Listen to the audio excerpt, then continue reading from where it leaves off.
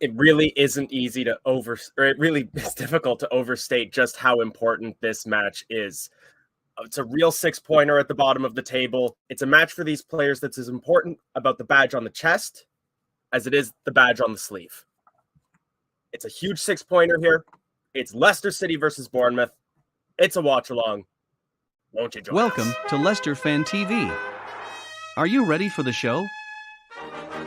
Thanks to our sponsors, ADT Taxis, Everard's, Pucka Pies, Pink Car Leasing, Leicester Riders, Hologram, The Fox's Arms, Peter's Pizzeria, Hope Against Cancer, and Newbie & Co. Estate Agents. We want your views, we want your comments, so join us live. 5, 4, 3, 2, 1.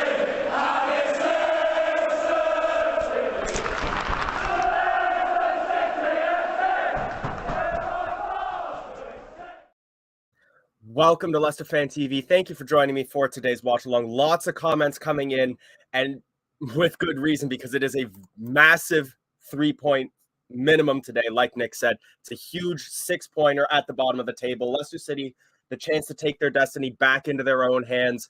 A win can see us back up towards the top of that bottom pack. A loss, and we're really going to find ourselves adrift in the relegation zone.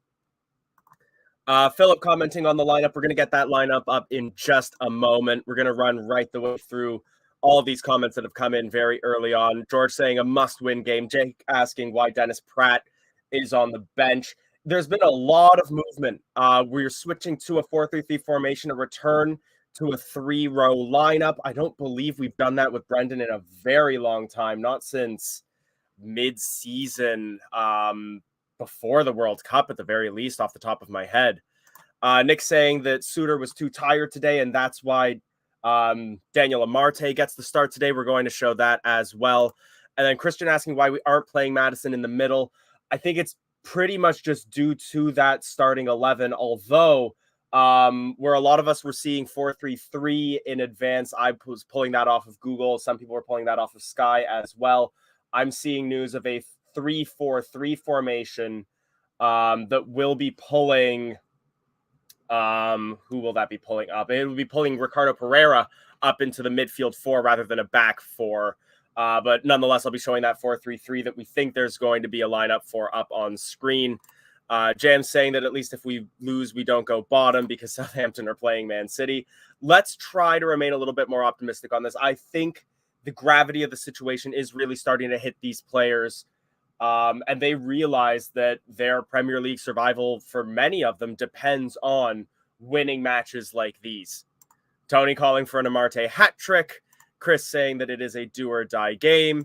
Nick talking about the manager situation. I know there's been a lot of heavy links with Jesse Marsch. I'm not going to really buy anything until we see an announcement from the club. Because, you know, we were just as intricately tied with Graham Potter. There were people saying that we had talks and that he'd rejected us. And then there's news that we had never instigated a conversation with him yet to begin with. So there's a lot of sensationalist reporting around the Leicester City managerial position. I'm not going to really believe anything until I hear it from the club itself. Scott commenting on that, Marsch is to be named soon. I'm not thrilled with him if he were to be announced, but at the same time, if he wears the fox on his chest, I'm going to back him. Louis saying that it's a big nervous morning. Fee's tuning in. Hello, Fee. Scott saying that Amarte and Sumare starting to make it worse. Steve saying we have 7 defensive players on the pitch. Ben saying a must-win game. Endo saying hello. What else have we got here? So Endo saying a 4-2-3-1. So I'll pop the lineups up on screen now. I'll keep going through some of the comments as well because there's lots and lots coming in. But as I understood pre-match, it was a 4-3-3 formation. Interestingly enough, it had Christensen sitting up in the midfield, which I believe the 3-4-3 that was shown on my broadcaster as well also had Christensen in midfield. That just pulled Pereira up into a midfield position. It definitely kept a Madison and Barnes in a front 3 backing up Jamie Vardy. It isn't Madison's natural position, but we have seen him perform in that wing position when we've needed him to much earlier in the season. I think that it's a possibility for him. I do agree that it's a little odd for me. I think we could have even played Dennis Pratt in that position and brought Madison into central midfield.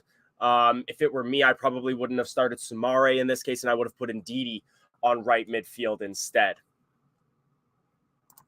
Dara saying that Umarte and Soumare is a negative selection. Matt saying he's done with the club for now. But with that, we have kicked off. So let's get right into things.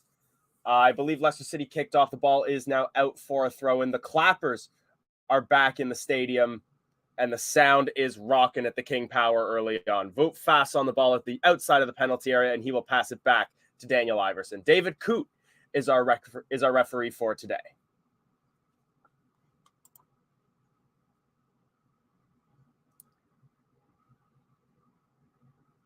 Voot fast tracks the ball back and then makes the pass forward to Christensen. We're holding the ball in our defensive third right now. Bournemouth playing very aggressively right now, but we play right through their lines to Harvey Barnes. He lays it off.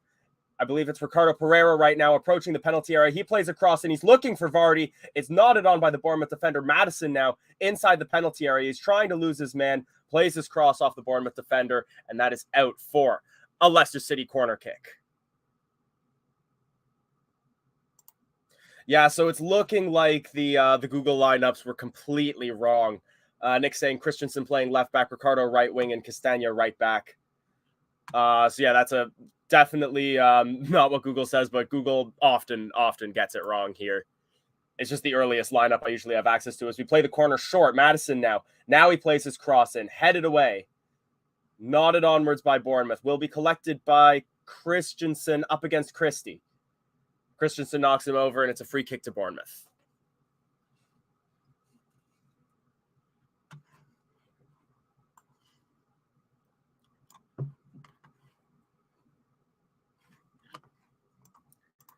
Fee, it is Daniel Iverson who's playing in goal for us today.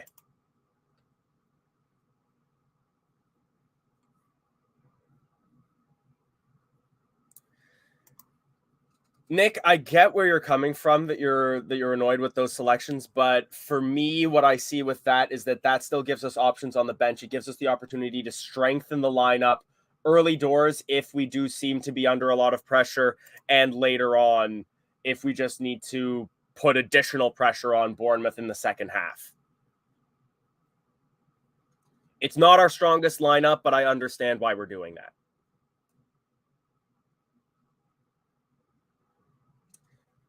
Daniel Iverson forced into a bit of a scrappy clearance there against Solanke. Wayward pass offers a little too much time, and chasing down on the ball, Iverson will make the clearance and send Solanke to the ground.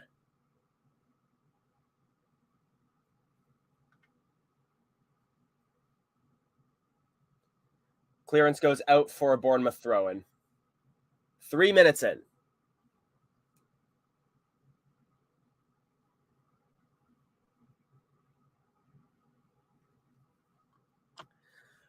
Nick, I think a lot of the questions that are being asked, though, like we understand that KDH is obviously ineligible due to his red card against Aston Villa, but it's more the why he was selected over Pratt. Christensen knocks down his man. I fully thought that was a fair challenge, but a free kick is won by Solanke right on the outside of the penalty area. With that break and play, Jim, so again, I don't have accurate formation data, but there is the starting 11. So we got Castagna, Fassa, Marte, Pereira, Christensen, Ndidi, Soumare, Barnes, Vardy, Madison as the starting 11.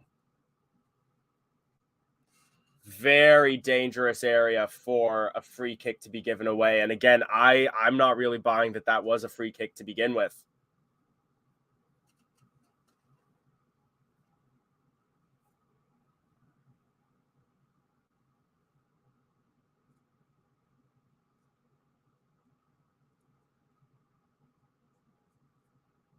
Bit of a hush falling over the stadium as they're still setting up for it. Dango, Billing, and Smith all standing over the ball. Which also, I guess, while we're in a pause in play, Bournemouth are lining up with a 4-4-1-1 formation mostly relying on Solanke and Billing for the attacking force. Free kick is taken, and it is just wide.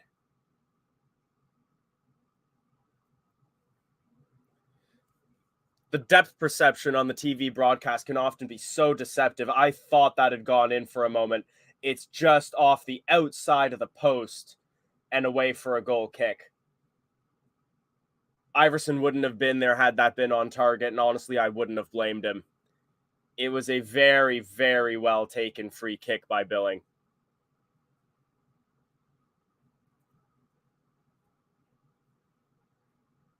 Goal kick is taken, and it's bouncing around the midfield right now. Barnes holds up his man, allows Christensen to gain possession, but he's forced to turn around. Ball is poked away from him, and it's a throw into Leicester City by the midfield line.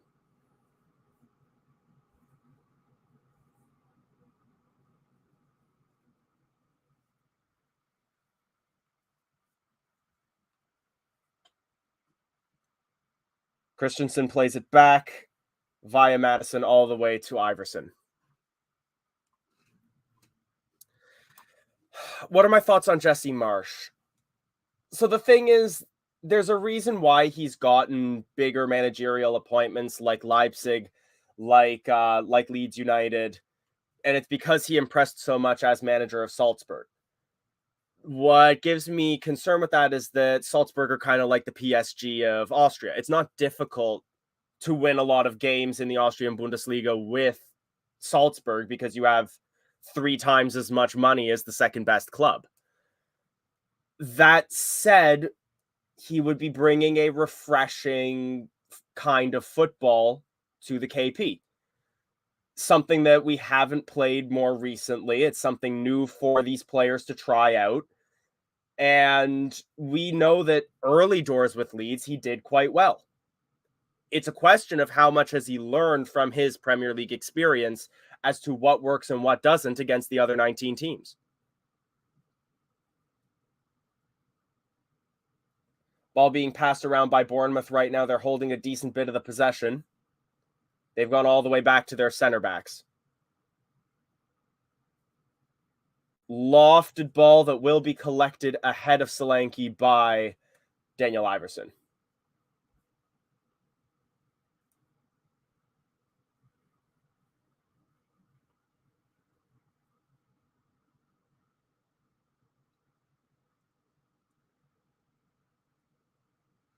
Ball nodded all the way back to Neto in the Bournemouth net off the goal kick.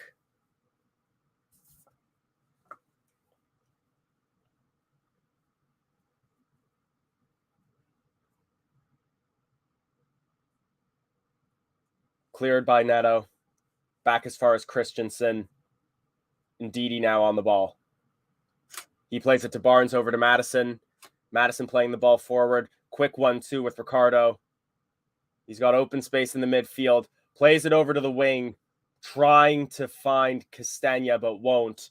And Bournemouth clear their lines, but we're back on the attack again. It's Madison. Gets past one. Plays it to Ricardo in the penalty area. He crosses in looking for Barnes, and Barnes can't make solid contact, and Neto will collect.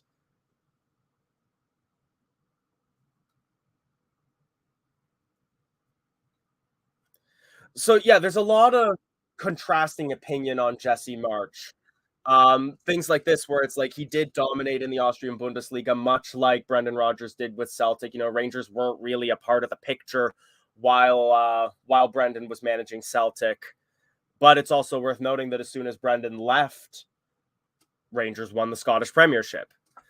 And at the same time, yes, he would be good for a scrapping team that is looking to survive. He did manage that with Leeds, but then there's also people saying that he's a Ted Lasso regen. I think that's a little harsh and a bit of a generalization because he's an American manager. You know, at the same time, I think Brendan Rodgers talked about mentality just as much. James saying Ivan Toney has just scored against Newcastle. I can pull up the scores around the Premier League right now, as right now the ball is bouncing around the midfield. Bournemouth playing the ball back towards Neto. So Manchester United defeated Everton 2-0 in the early morning match. All other results are currently 0-0 except for Brentford, who are now 1-0 up against Newcastle. United beating Everton is a good result for us, as it obviously keeps Everton right down there in the mix. A win for us today will see us climb well up the table. It is obviously still so tight in the in that part of the table, but if we win, we go up to 29 points and could see ourselves as high as 15th by the end of this weekend.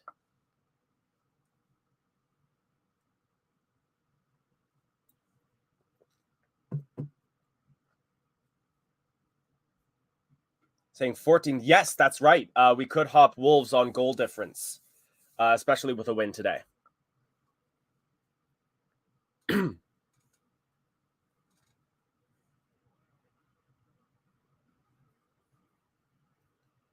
Wilf Ndidi chasing the ball down. It will be cleared away.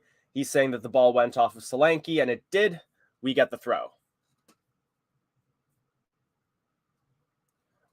Vardy lays it off to Barnes. It's back to Madison. He breaks into the penalty area, loses his man, passes it across.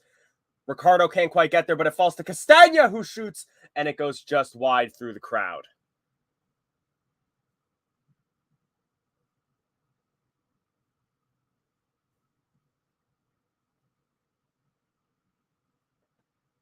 Good attacking play. We're working our way through Bournemouth's lines in order to create these chances. Free kick aside, Leicester City have had the better opportunities in this match.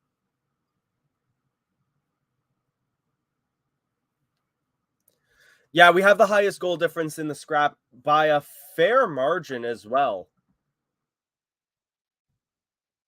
I think it's by like 6 or 7 goals really to the next best.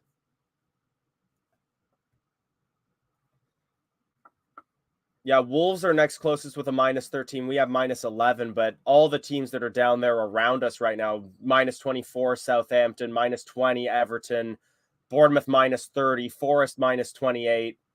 But now Bournemouth coming forward.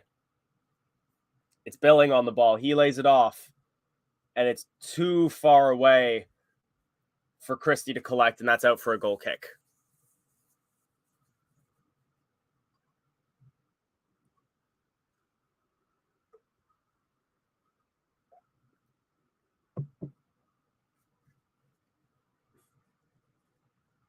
That ball goes to Bournemouth through a bit of a miscommunication with an overlapping run between Christensen and Barnes.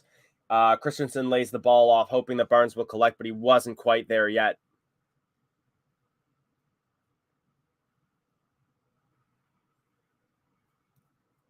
Ball goes out off of Solanke, and it's a Leicester City throw-in just off the halfway line in the Leicester City half.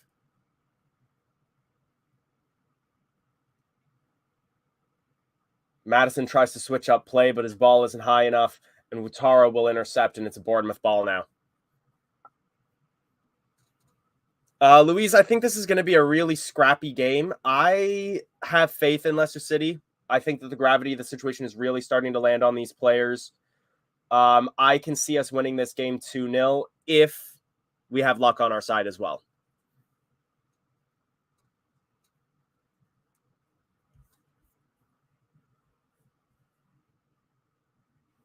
Camera's just showing Top, who is in attendance at the match today.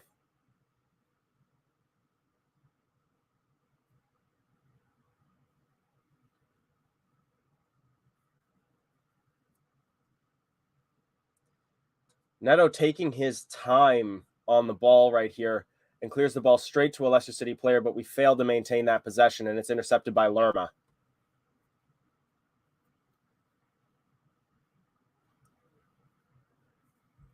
Yeah, I don't want to sugarcoat things and pretend that we're better than we have been this season. We have been woeful for a fair bit of it, but there are a great many games where one decision that doesn't go our way, one unfortunate loss of possession have cost us all the points on the day.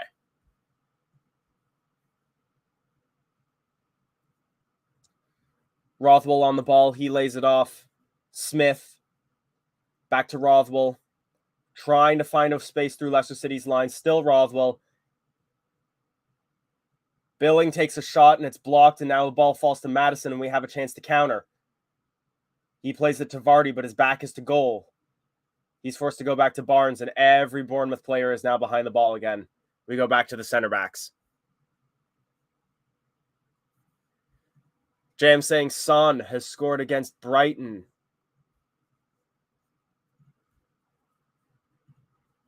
That is true. Tottenham Hotspur now 1-0 up at the Tottenham Hotspur Stadium. Harvey Barnes dispossessed from a tackle from behind by Smith. Rothwell on the ball now. Ball goes back to Kelly. Mepham to Stevens.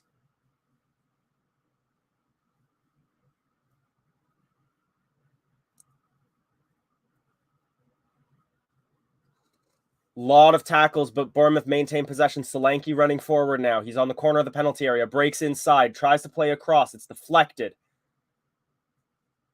We do just enough to regain possession, and Madison is on the ball now. He lays it off. Ricardo is dispossessed. Bournemouth come forward again. Soumare puts in a tackle. It's fair. Madison's on the ball now. He plays it to Soumare. Castagna. Back to Soumare. We're going forward now. He misplaces the pass to Madison, and Bournemouth intercept.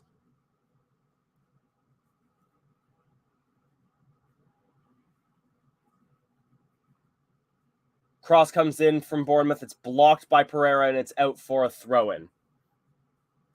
Endo's calling for a Christensen screamer. And Amari, that's pretty much what I was saying, where it's like let's not pretend that we should be in a European place or anything like that, but I feel like we have played to a point where if these games were 80 minutes long, we would be challenging for Europe pretty much. And then James saying, I know it's negative, but I feel like it's going to be 0-0 for most of the match. We concede in the 92nd and lose 1-0. Have some faith. Have some faith. If you let the team make you miserable before we've lost as well, then you're just miserable all weekend instead of after the match.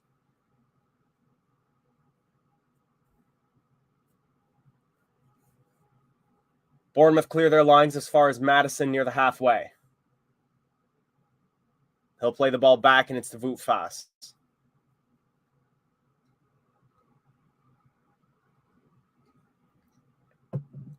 Amarte to Castagna. Castagna comes forward, lays it off. And we go back again.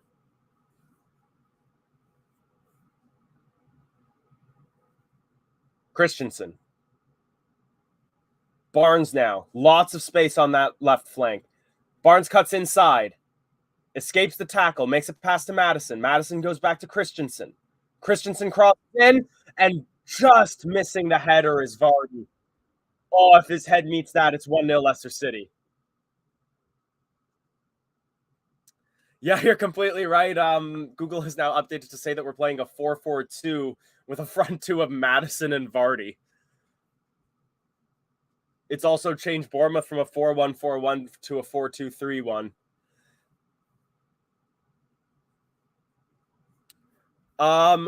It looks as though, in terms of scores around the horns, that Ivan Toney's goal against Newcastle has been ruled out.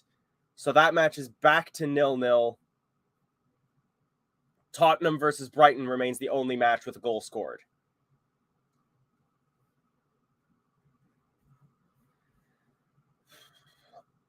It's one of those things where, like, as a fan of a team in the relegation scrap, I want Everton to go down because I want anyone to go down that isn't us. Everton are a real Premier League institution, but I think it's also, oh dear, we've given the ball away right in the penalty area. Ball bouncing around. First shot is blocked. Clear the ball just away from Billing, but Billing regains possession.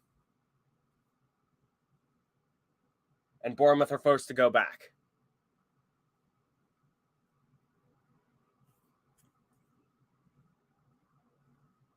Stevens now. Cross comes in from Smith, headed away by Wout Faes, and it's out for a Bournemouth throw, I believe.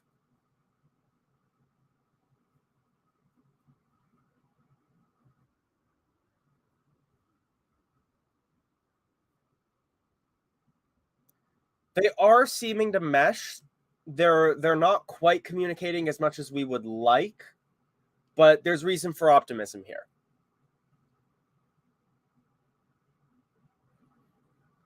Pereira on the ball gets tripped up, but keeps possession, and the ball goes to Madison. That's not a bad call, and I feel pretty similar. I think it's kind of a toss-up for me. Bournemouth, Forest, and Everton. I think 2 of the 3 of them will go down. I think Southampton is pretty nailed on at this point.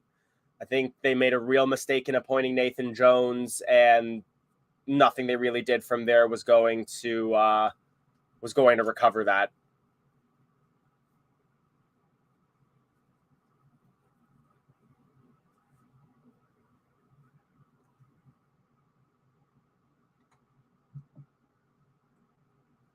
Sumari gives away possession. Bournemouth charging forward now. Ndidi clears the ball. Bournemouth throw.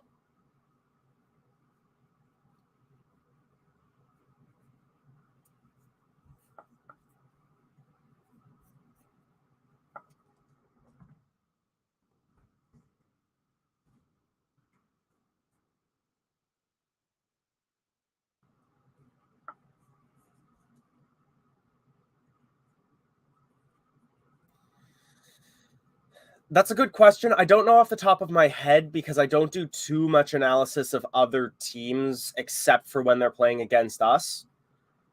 I've heard a lot of commentary online saying that he plays a very narrow formation. 1-1 at Tottenham, apparently. My feeds haven't yet updated to say that.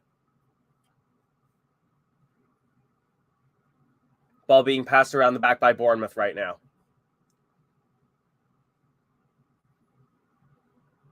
Through ball is intercepted and Leicester back in possession. Out wide to Christensen, who goes back to Fass. Ndidi now. Christensen.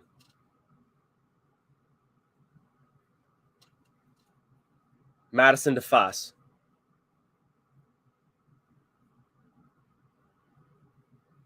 Back to Madison, back to Fass, and we go all the way back to Iverson. See that coming from a mile away. Absolutely. We need something to boost confidence. We need something to get the KP rocking.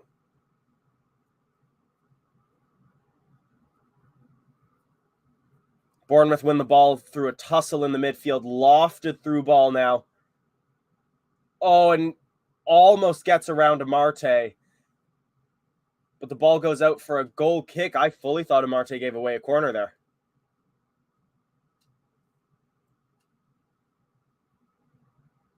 No, I stand corrected. They have now awarded Bournemouth a corner. Sloppy there from Amarte. He thought he had him screened, but gets his positioning wrong.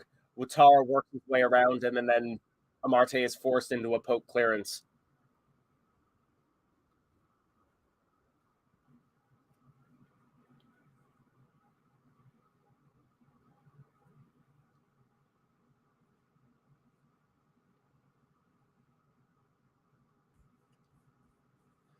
Yes, but we can't rely on precedent because precedent either way will say that we'll lose this game. Lofted in swinging corner, headed away as far as Billing, who shoots from distance, and a great save from Daniel Iverson.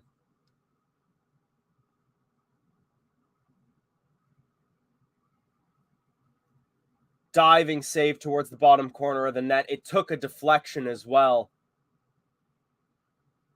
I think off of Fass's knee, but Iverson does very well to get a solid set of hands on that. Out for another corner.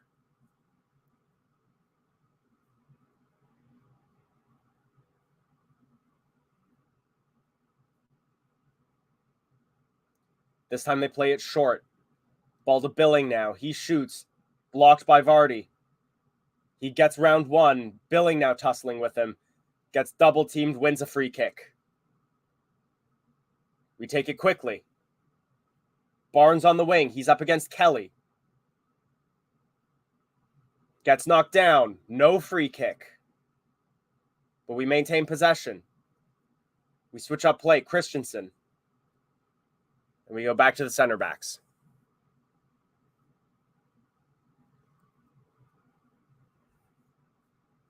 So Dylan, I'm Canadian. We have a streaming service called Fubo that has all the Premier League matches. Attempted lofted ball towards Barnes, intercepted and headed back towards Neto, who collects. West Ham 1-0 up against Fulham.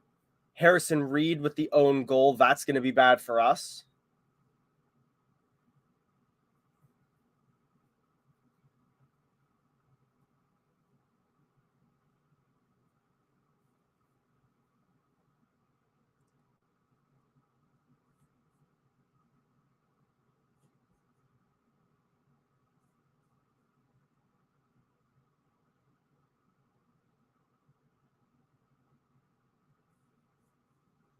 Bournemouth passing around the back right now. Stevens to Mepham, to Kelly.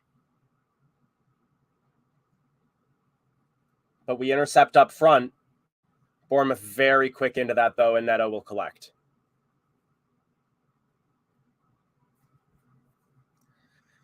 I know we're linked with a Georgian goalkeeper who's currently playing, I want to say with Lazio.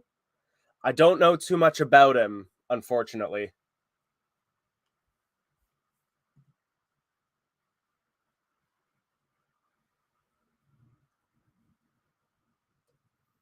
Bournemouth passing the ball around the back, now looking to come forward.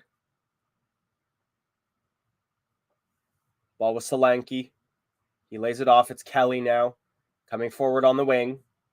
Billing. Smith gets the ball with plenty of space on the right. Plays an out-swinging corner, headed down. Billing in the penalty area right now. Just gets dispossessed and we clear. But only as far as Kelly, and now Bournemouth back in possession.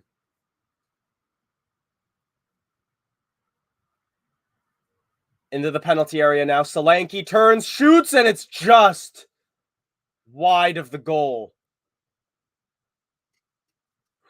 Iverson was rooted to the ground there, and Solanke has no excuse for missing the target there.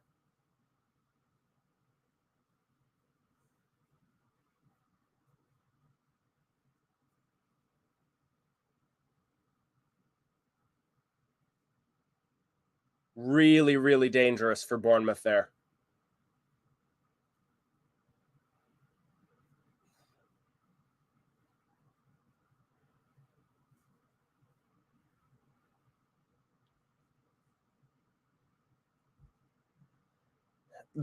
It feels like there isn't much urgency among the Leicester City side right now.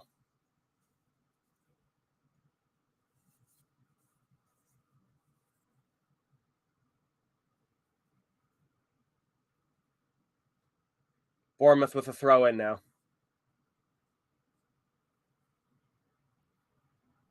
Pass intercepted by Ndidi, goes out for another throw.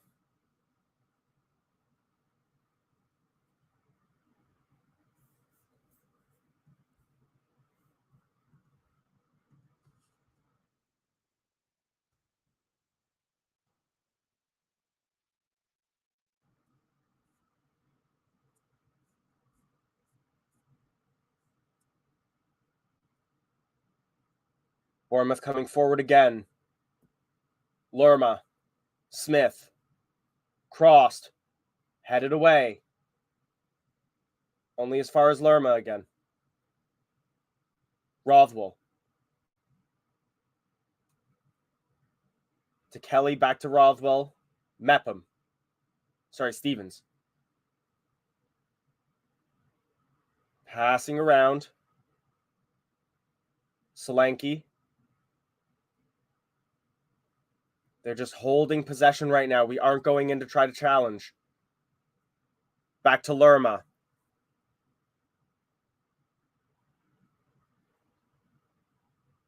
And they'll go back to the back. They're happy to hold possession right now. Lofted ball towards Kelly. He has space. He's up against Christensen. And then they go right back. Stevens, Mepham.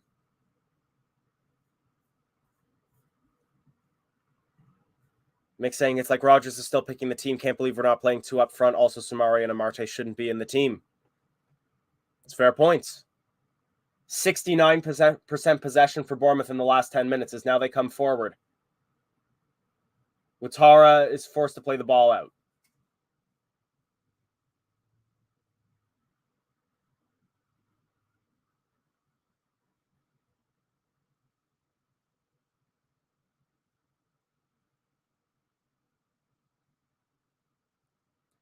Bournemouth are playing the way that I imagine that Brendan Rodgers wanted to play.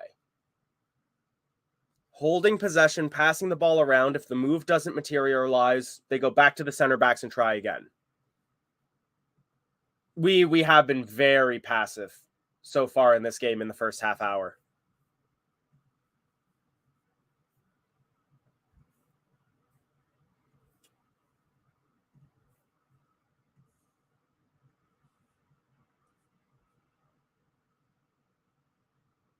Ball passing around in the Bournemouth penalty area this time. Vardy almost had the chance to intercept a pass back to Neto, but Neto will get the ball clear.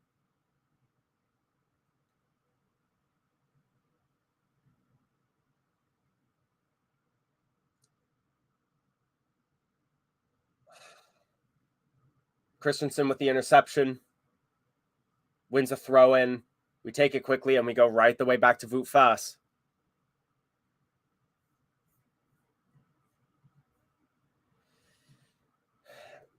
It's worrisome. It's definitely worrisome.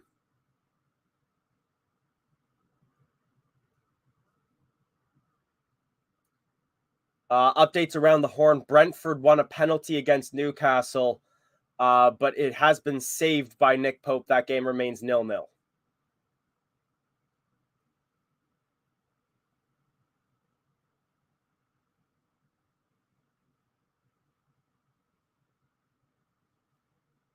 Madison is fouled, wins a free kick.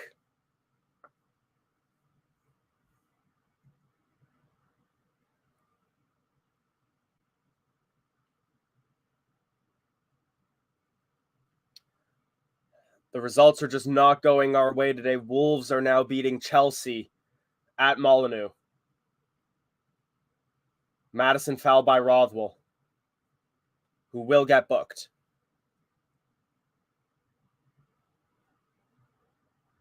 Nunes with the goal in the 31st minute for Wolves. This is a must-win game for us because if with these results going these ways, we will find ourselves cut adrift.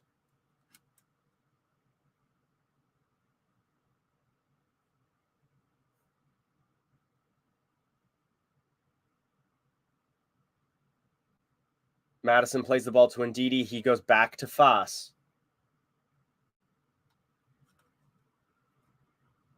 Madison. Poor pass from Ricardo, and now Bournemouth look to counter. Ouattara on the wing. He's got Solanke with him. He got around Ndidi very easily there, but we do crowd him out and win possession back. Clearance is intercepted, though.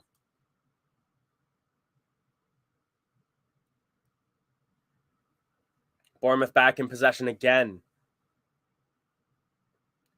Smith now. Ndidi gets in, shields the ball. We win a goal kick.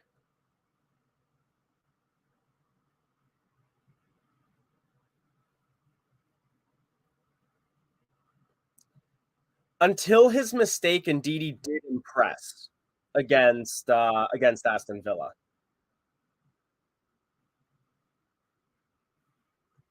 It's a rough watch.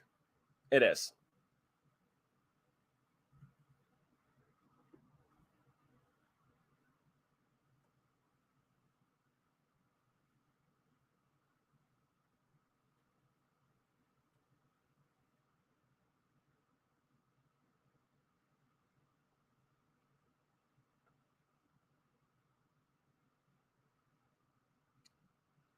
Castagna fouls his man, but Bournemouth maintain possession. They come forward now, breaking into the penalty area. Cross goes through the crowd, including the Bournemouth attackers, though, and Barnes will clear. Immediate cross into the penalty area.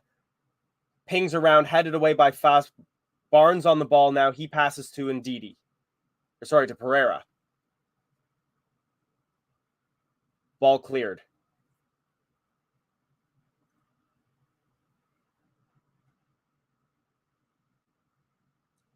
A terrible pass towards Christensen forces him to run well back. And we're not going to get any momentum from that.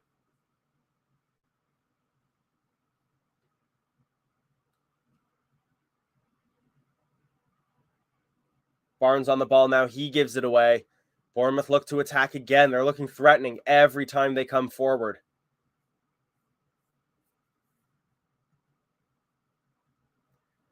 Billing tries to get clear. He overplays the ball and it's out for a goal kick. I really hope you're right. I really hope you're right.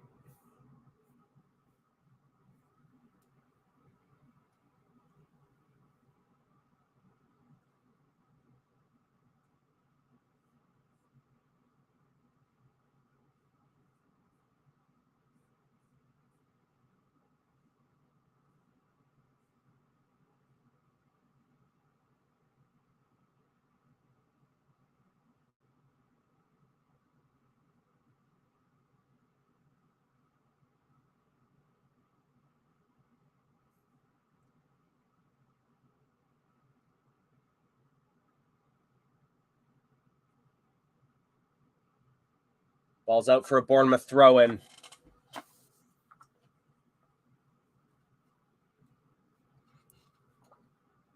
Solanke plays the ball out wide.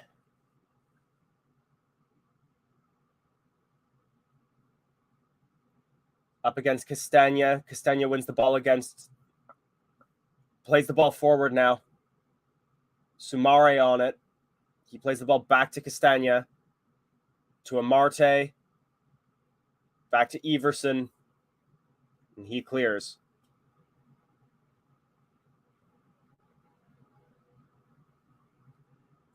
It was against Ouattara that Castagna won the ball.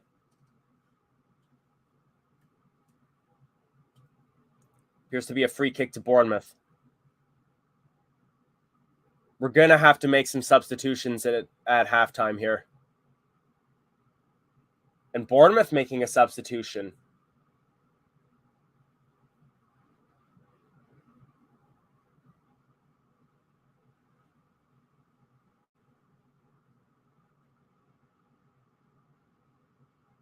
Ouattara off for Tavernier.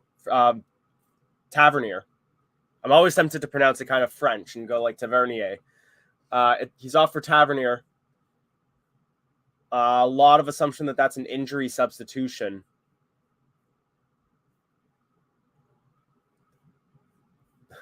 Completely right there. So Brighton have leveled at the Tottenham Hotspur Stadium, and it is Lewis Dunk who has dunked the ball into the net.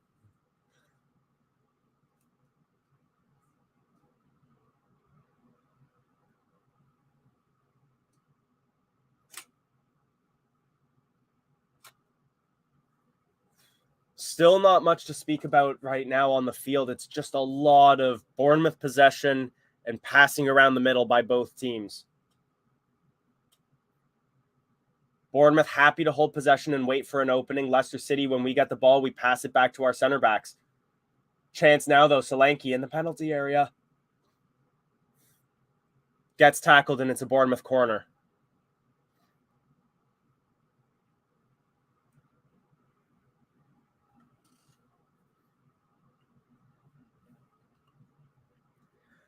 It's weird. It was actually a magazine article about the relegation to League One. And I just like the look of the crest. I like the look of the shirts with the Tops Tiles logo on them. I really started following them when they were back in the Premier League and I could watch them again. Corner comes in, headed upwards, collected by Everson.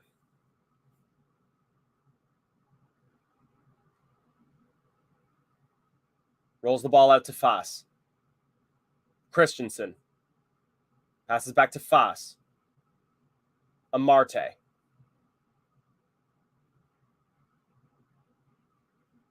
Sumare. Poor pass back to Amarte. Really poor pass, and Bournemouth have made it 1-0. Philip Billing.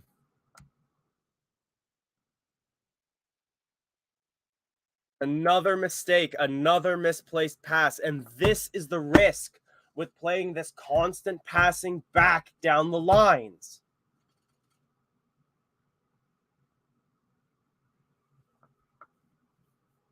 Miserable.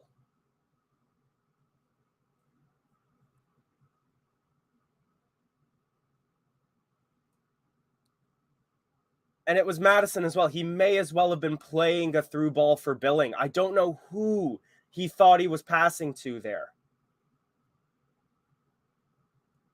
Iverson is left in the middle of nowhere. There's nothing that he can do about that.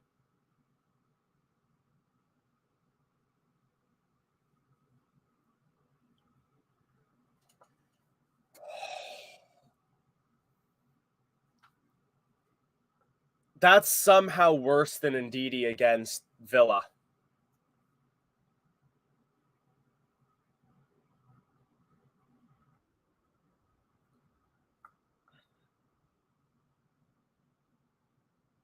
And the thing is, I don't see us having what it takes to come back.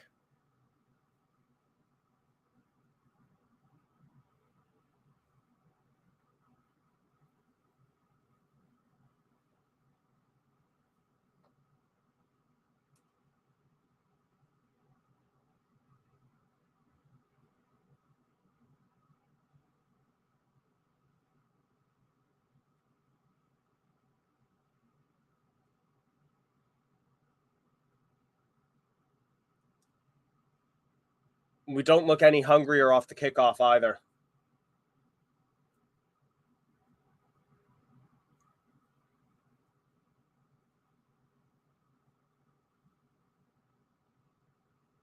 As it would stand with the other results, if this remains, we will be 3 points off of safety.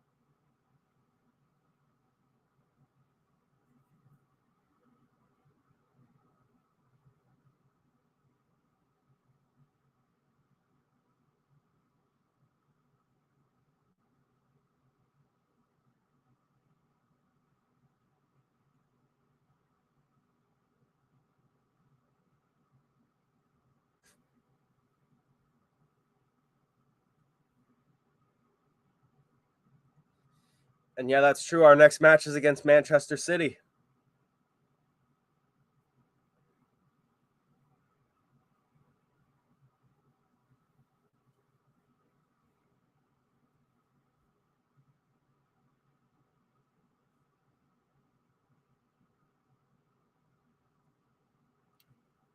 There will definitely need to be changes at the half. Madison with a free kick. He can cross it into the penalty area. Plays it in. It's headed away immediately. Christensen. Very hard pass to Harvey Barnes, but he manages to control it. Plays across and headed away again. Leicester City corner.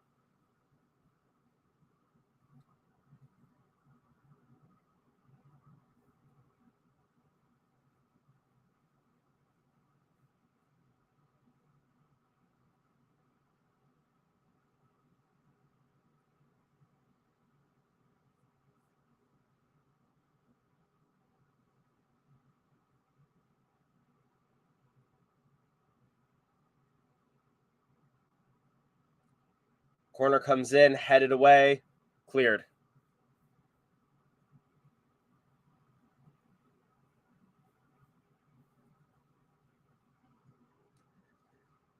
We're not going to be mathematically relegated if we lose this match, but our path back is going to be so difficult.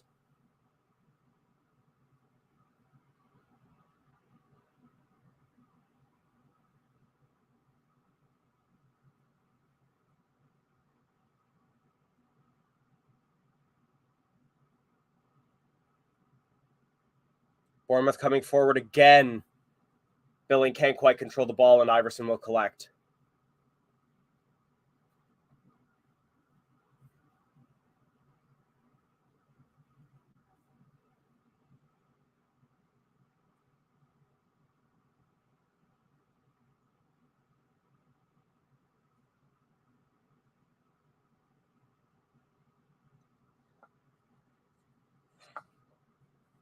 .30 seconds left in the first half. Vardy plays a cross in, but there's no one for it to go to. And it's out for a goal kick. And you don't need to be a lip reader to know what Jamie Vardy just said there. I'll tell you what, there's our improvement in manager, though. The notebook is much, much larger for Sadler on the sideline.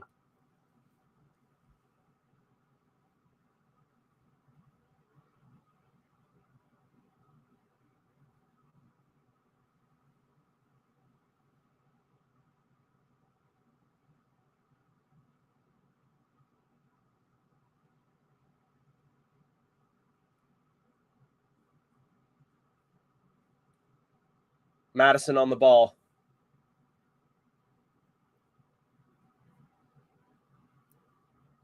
Ricardo.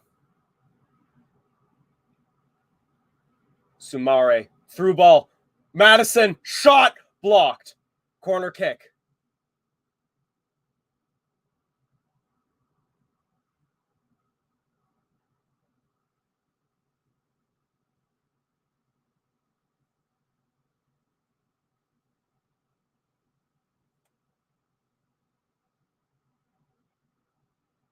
In swinging corner. Barnes misses the header. And Bournemouth gain possession. And that's halftime.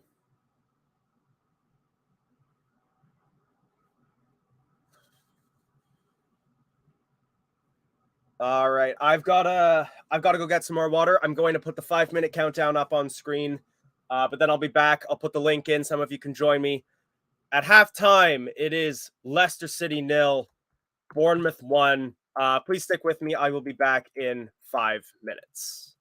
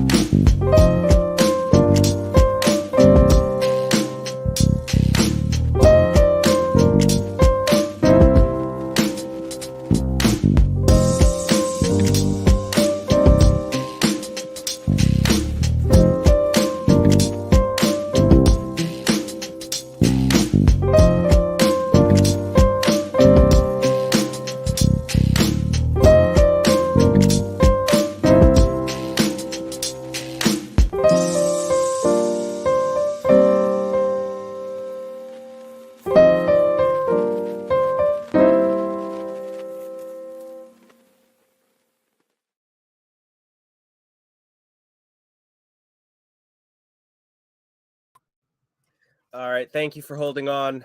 Let me drop the link in the chat so that you can join me for a little bit of discussion at halftime.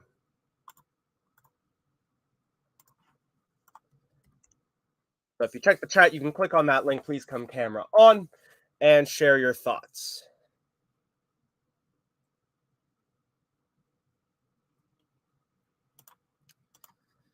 Deserve to be losing way too defensive a setup, allowing Bournemouth to do what they want. We really gave them so much control.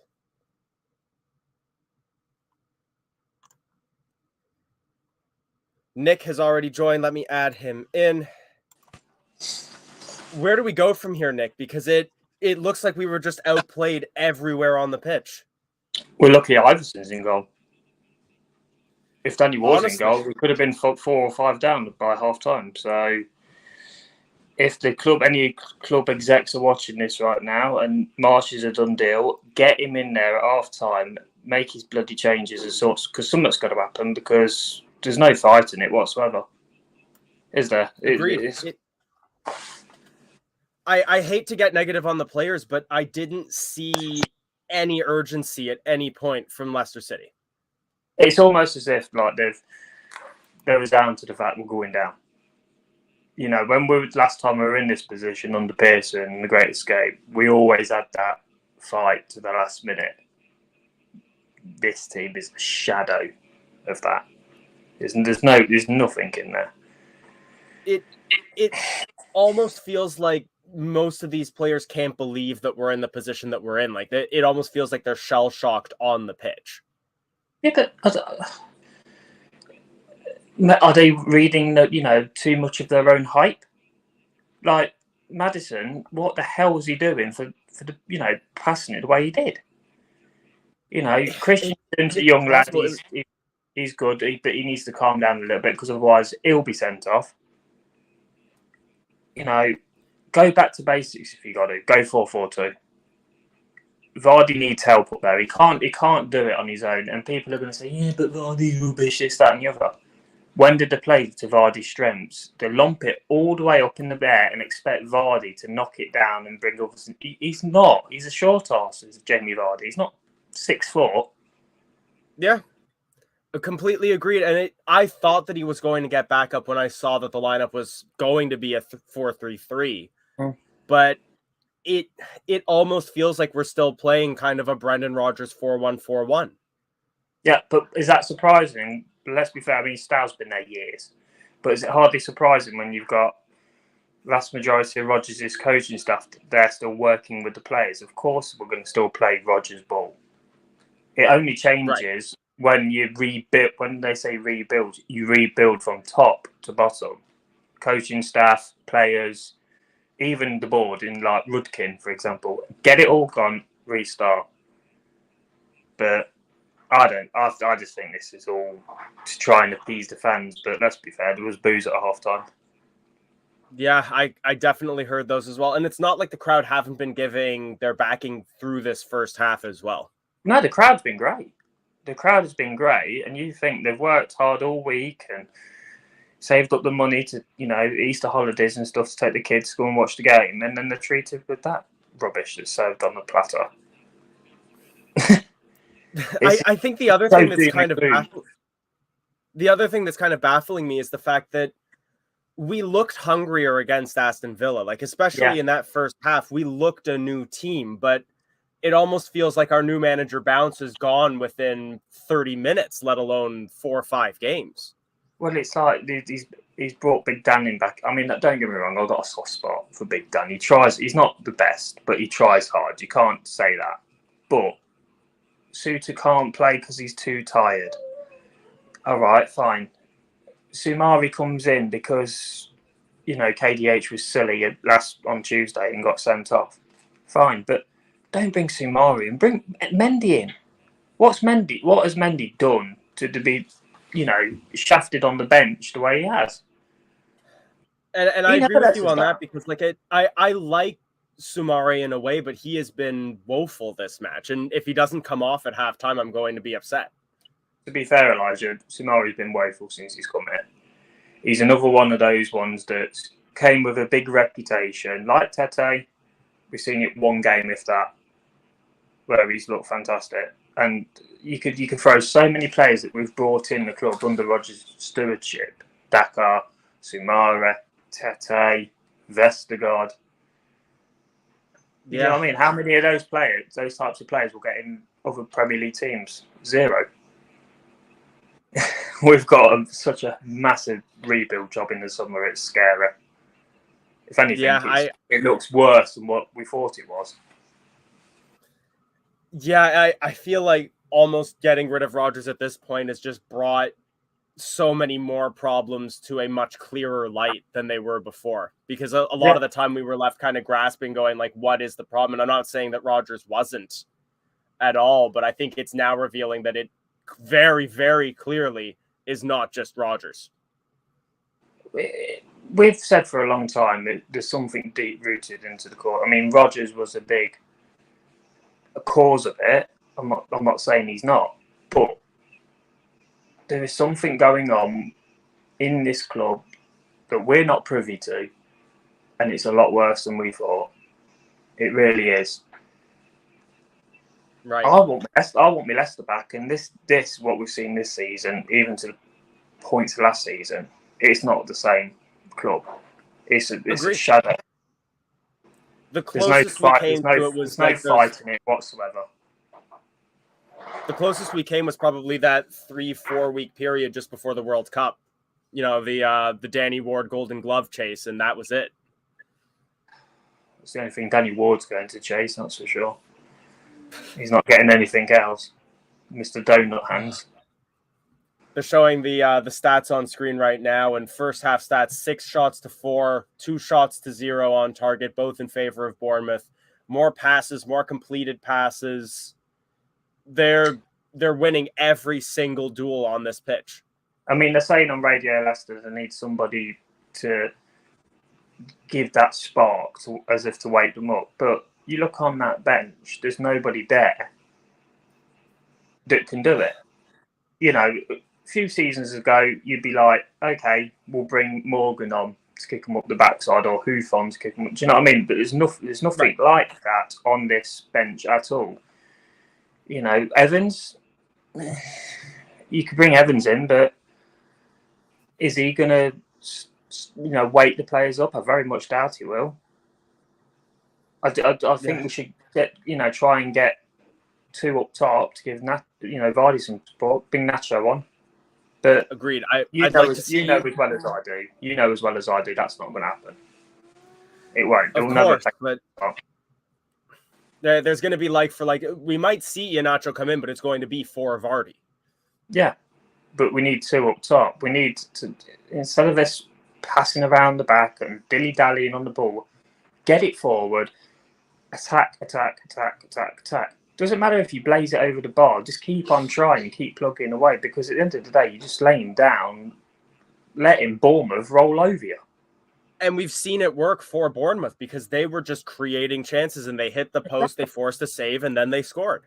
I mean, we need the points today more than ever because West Ham were winning.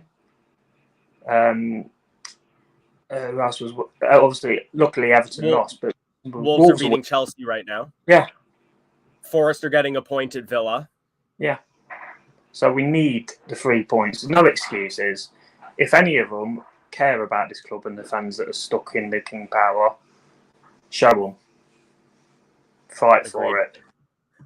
Thank you for joining me at halftime. I got to let you go because the players have just taken the field for the second half, but I hope you'll join me at full time. Yeah, mate. Take care. Cheers, Nick.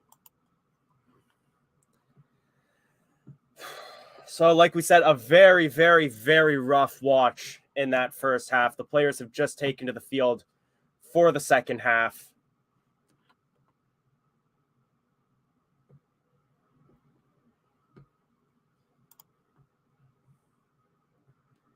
The thing is, I get why so many fans wanted Rodgers sacked. I can't even lie and say that I backed him the entire time. I think I was pushed over the line by the loss at Crystal Palace. Bournemouth have kicked off the second half and have already won a free kick in the attacking third. I don't think there were any substitutions made at halftime.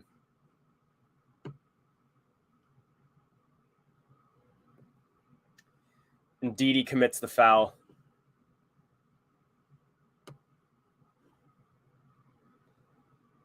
Yeah, no substitutions for either team.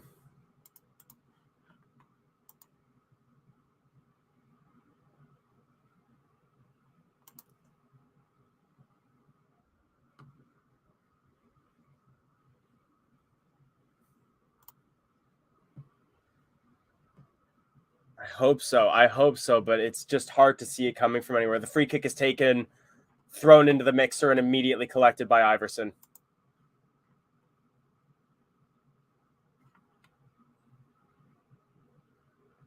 Soumaré on the ball, up against Tavernier. Lays it off. Castagna almost loses the ball, and Didi maintains possession, though.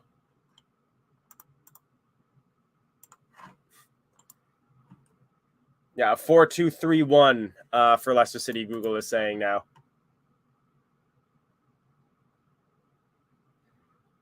Oh, and Amarte misses the header, and now Billing gets plenty of space in the area. It falls to Solanke, and if it weren't for Iverson there, it would be 2-0.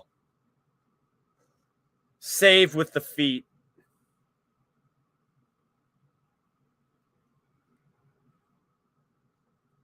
We try to break forward. Pass goes over Ricardo Pereira and out for a Bournemouth throw.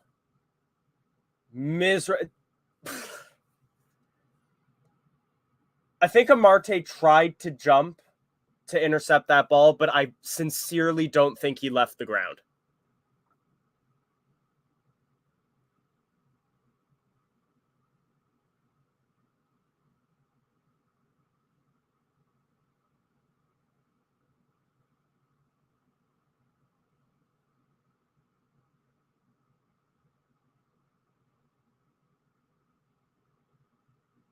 They're just showing the break there. Billing gets through so easily the moment he gets past Amarte. Iverson does very, very well to block that shot with his foot.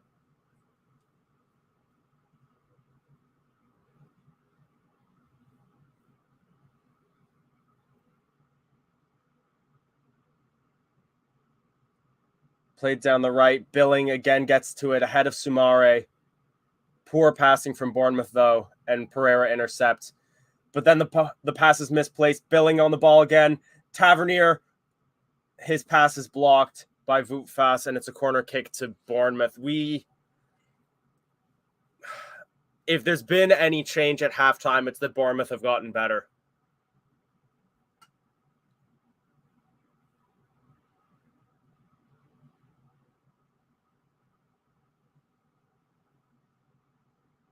Terrible defending across the board. Corner kick is played short.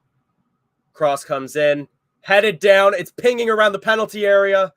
It hasn't gone in. Final header collected by Iverson.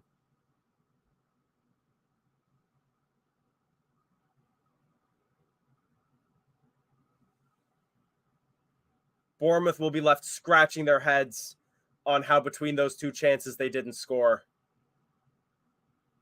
Pass forward that was looking for Jamie Vardy, but he can't keep control of the ball, and it goes back to Neto.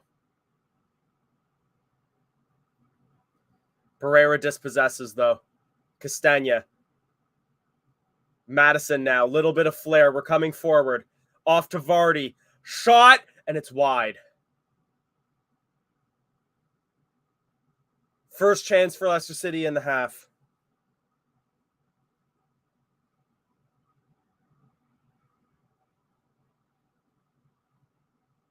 Cheeky passing, though. I said it was between Pereira and Madison. It was a slick one touch by Castagna, actually. Pereira was involved in the build-up further.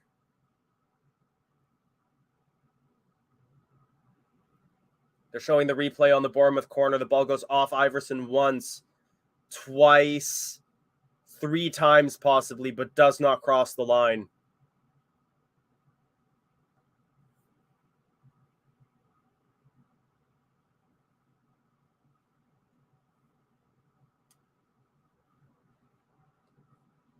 Billing. Tavernier. Bournemouth coming forward again. Tavernier plays it back. Kelly plays the cross in. Headed away. They go all the way back to their back line.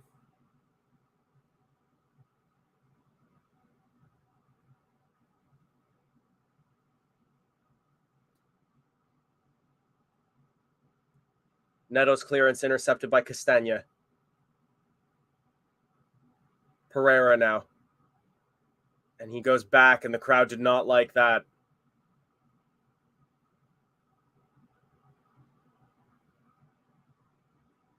Madison on the ball now.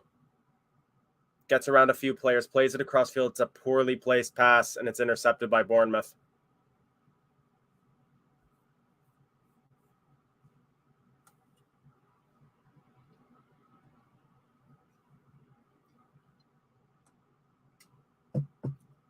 Aston Villa have scored against Nottingham Forest at Villa Park.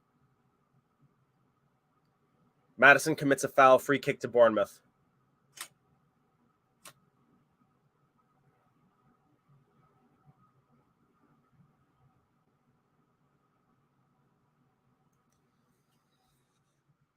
I don't even want to think about that yet.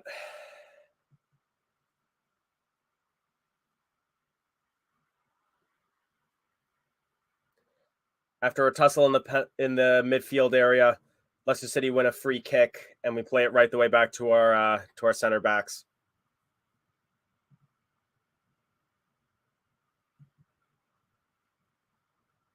Ricky P is fouled.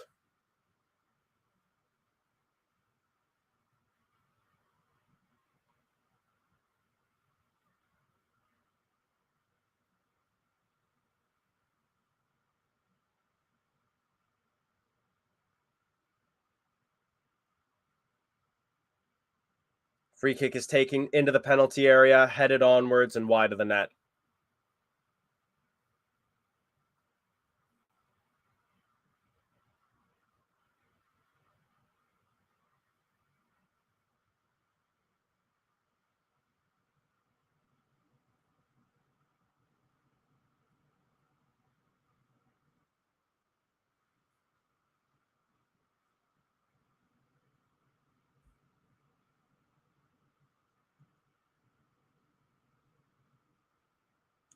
It's been precipitous.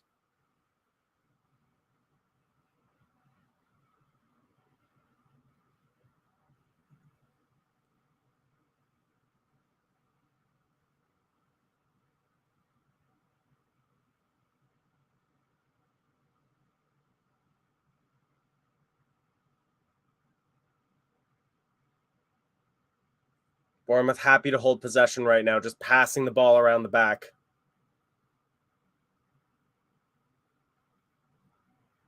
Looking for Solanke, does find him ahead of Amarte. Passes the ball, it goes off of Iverson. Shot falls to Tavernier. His shot is blocked, and Amarte will just barely kick the ball away for a corner kick.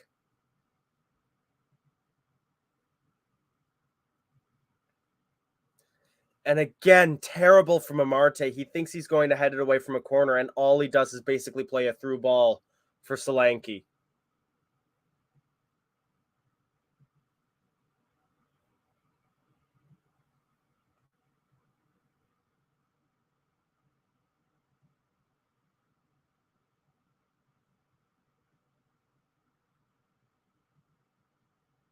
Corner kick comes in, punched away by Iverson. Back as far as Tavernier, he plays it to Billing. Crossed back into the penalty area, headed away.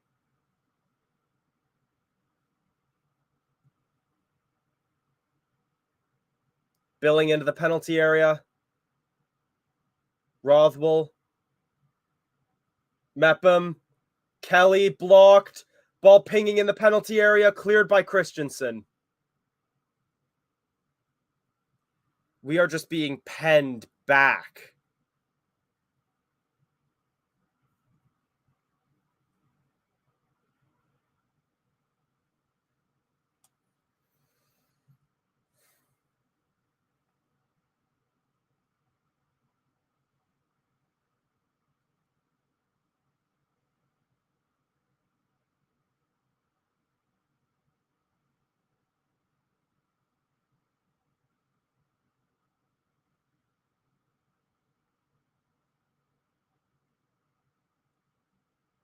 Marte goes all the way back to Daniel Iverson.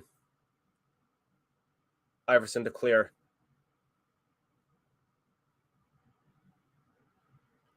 Iheanacho is warming up. Newcastle have just equalized against Bournemouth, or against Brentford.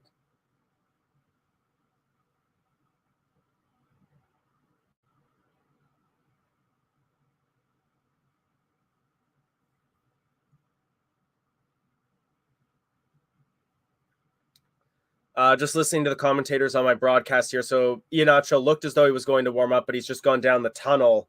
It looks like Daka is going to come on, and it's going to be a like for Vardy.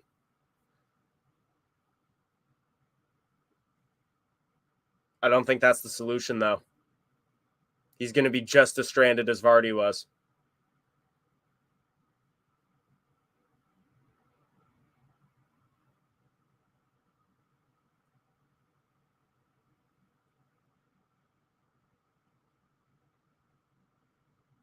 Vardy's offside right by the halfway line, and possession will change hands back to Bournemouth again. Iheanacho is coming on.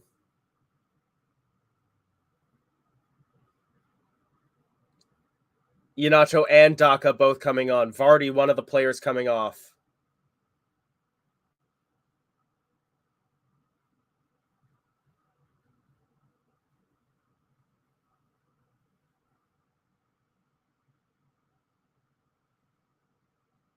And Ricardo Pereira, the second player, coming off.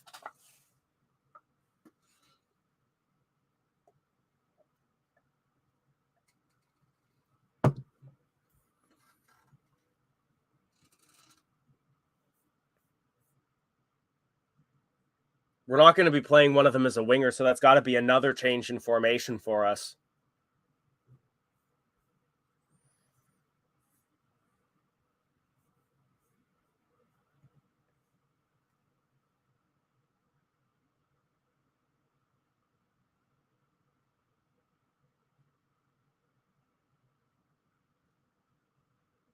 Barnes on the pitch. He comes forward, lays the ball off for Iheanacho, and Leicester City look to break.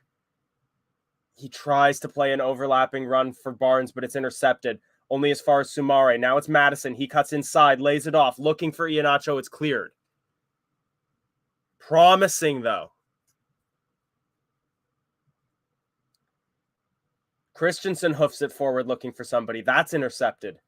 Philip Billing on the ball now. Gets knocked down. No, he does win a free kick.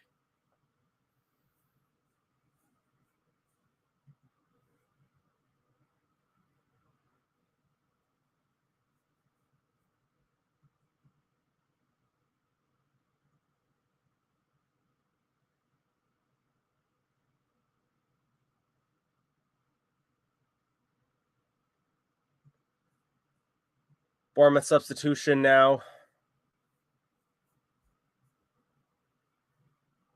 Cook is coming on for Rothwell.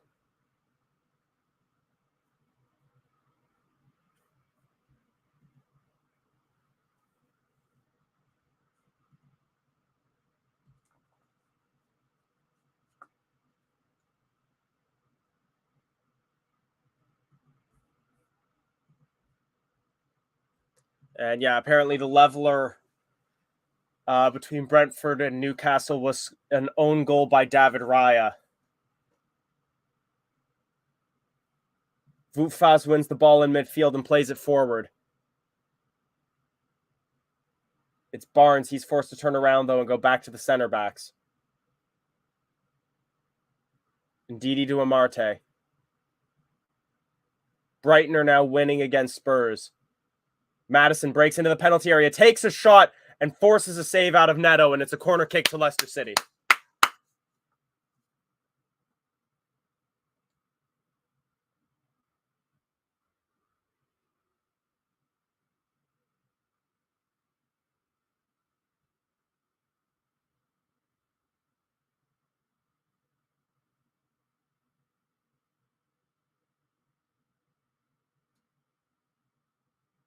Christensen to take.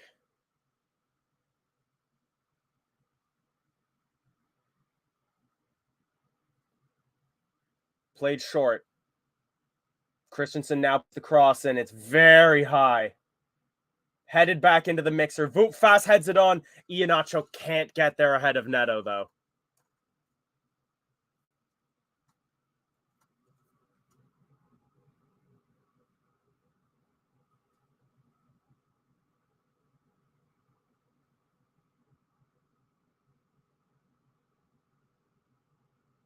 If that header were a little further back, we may have been able to get a shot on target there.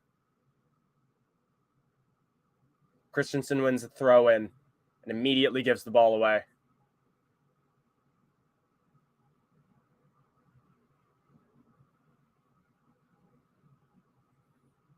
Castagna forced to run well back in order to collect the ball.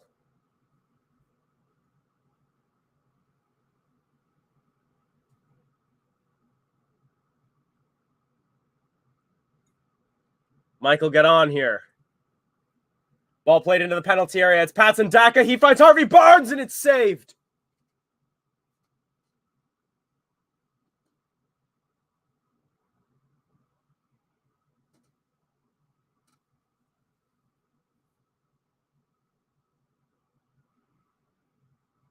Brighton's goal against Spurs has been overturned, and that game is back to 1-1.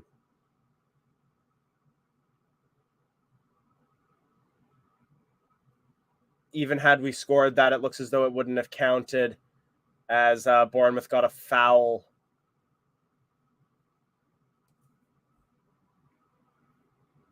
And now Neto has a cramp, because of course they do. They're winning.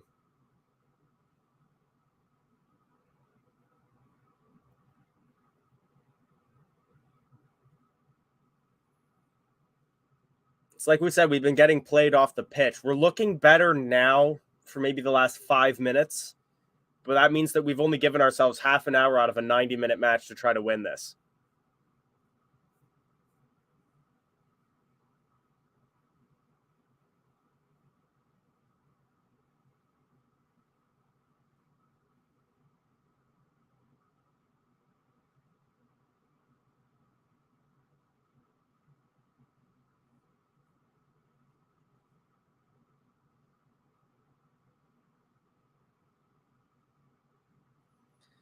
This is a question that just we've all been asking as fans throughout the season.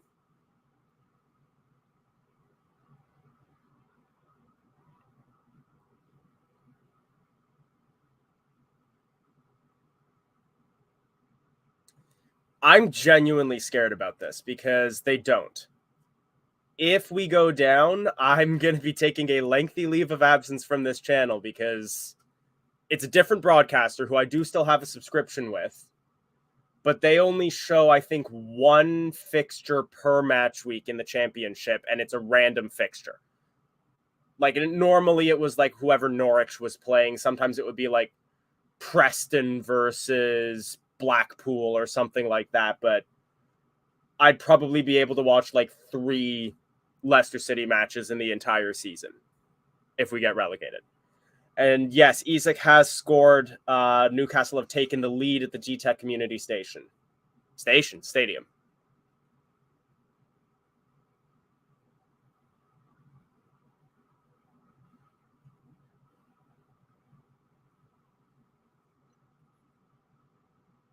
The thing is, I do actually have a lot of other clubs from England.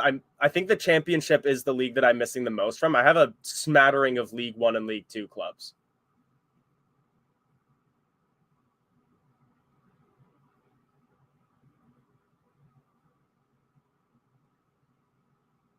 Michael, I think we might need to have a chat about some screen sharing and VPNs.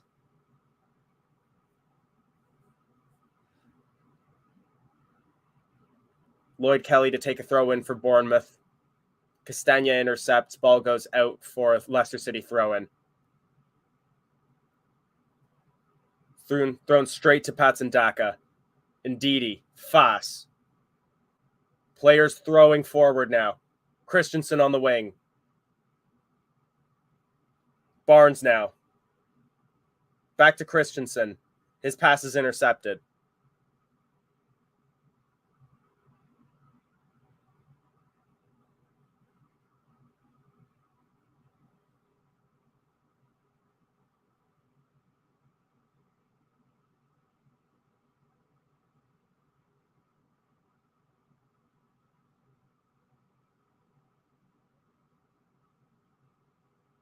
Sumari gets pulled down, wins a free kick.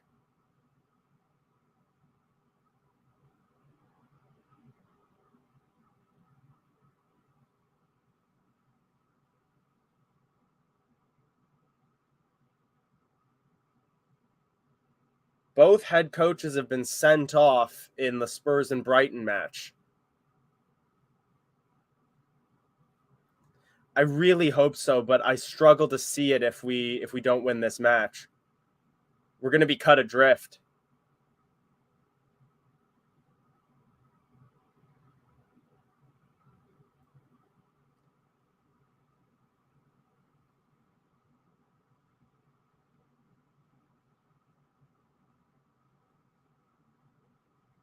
Billing wins the ball in the corner and clears his lines.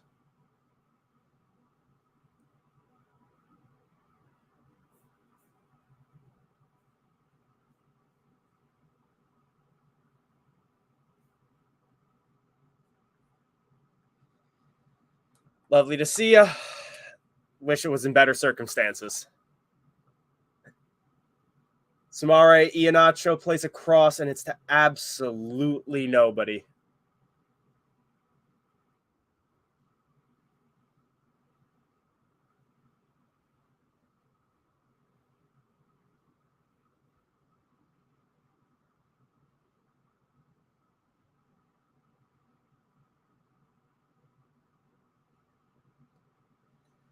Fans in the stands are not happy.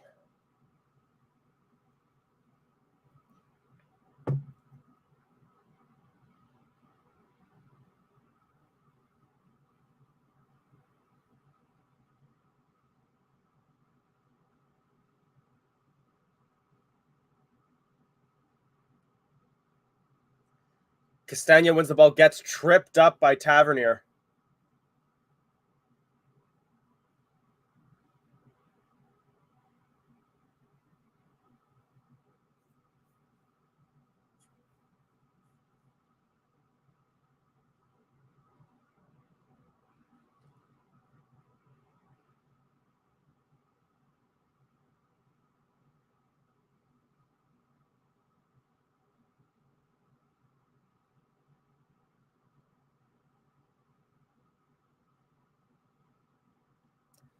I haven't gotten the update yet on another goal in the Brentford Newcastle match.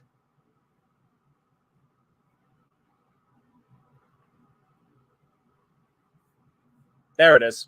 So Callum Wilson has scored at the GTEC Community Stadium, and it is now 3-1 to Newcastle.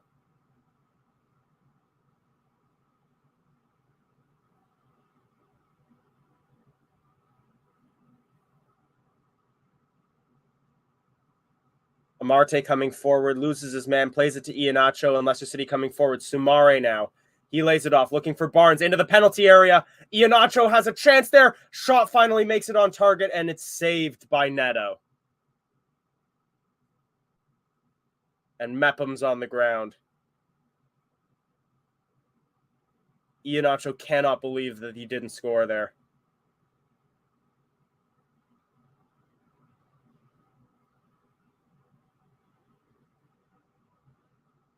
We need to be making chances like this, but why weren't we doing this from the first whistle?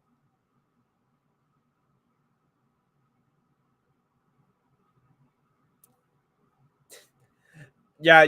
I have the Premier League's text feed up on a separate tab as well, and they just as your comment came in, they announced that Wilson's goal has been overruled. There's a break in play as Harvey Barnes has some cramp. I'm going to step away for 30 seconds. I will be right back.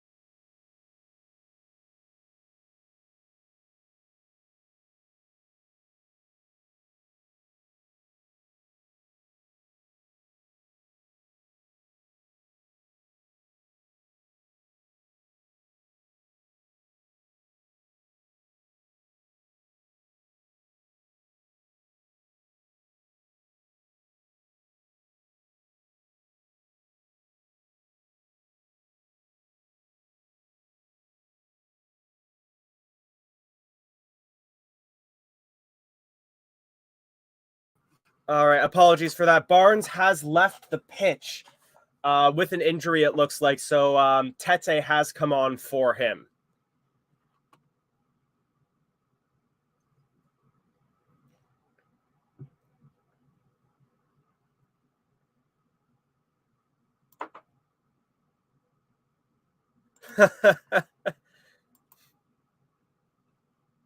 I will single-handedly buy the broadcasting rights for the championship for Canada, just so that I can do watch-alongs.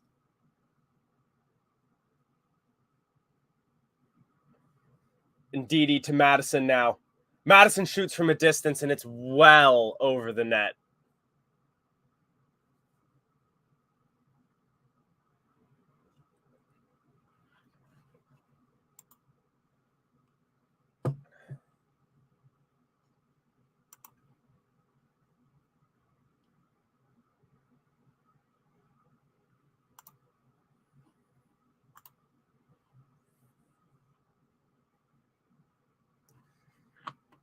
It's worrisome that Barnes had to come off because he was one of our better players on the day.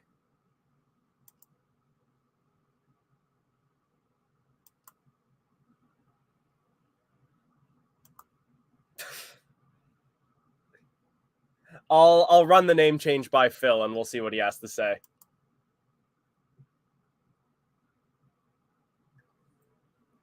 Soumare to Christensen. Back to Soumare. Back to Christensen. He's got 3 players on him. He goes back to Soumare. Lofted ball. Finds Madison. Into the penalty area. Off of Christie and out for a corner kick.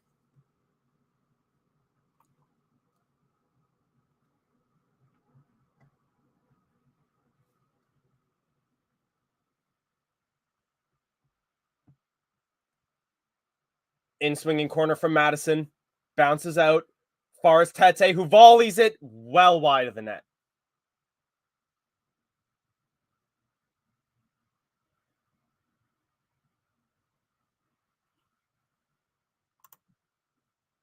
I really hope so. You know what? And I will also say, like, because I know that people talk about like overseas fans and stuff like that. I try to make it to Leicester at least once a year to see a match. I will happily travel in and see a championship match nonetheless.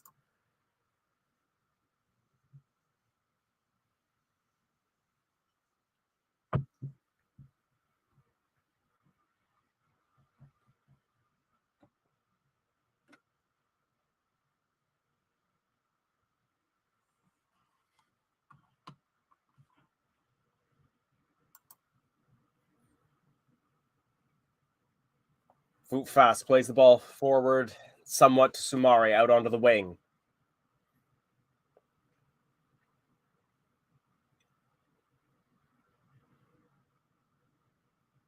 Tries to play a through ball out onto the wing, but it's intercepted before it can find Castagna.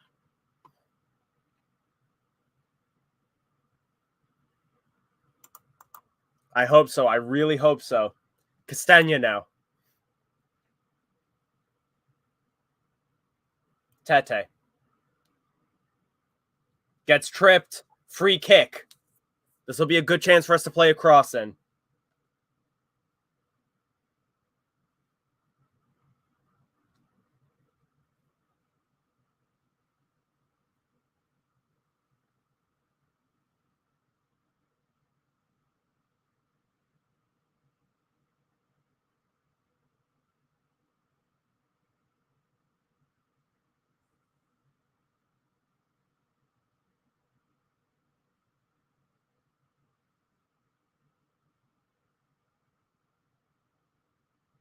Madison plays the cross in. Headed on. Headed away. Christensen. Poor decision there. He takes a shot and it goes 3 times the height of the net over.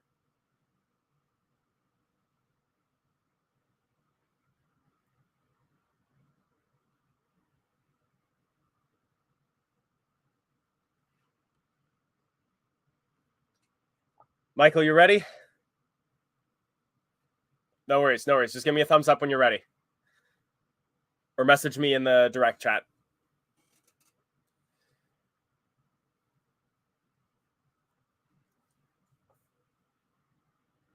Ball bouncing around off of heads in the midfield line.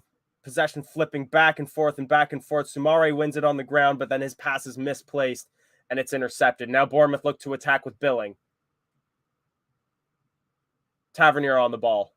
Cuts inside. Lays it off.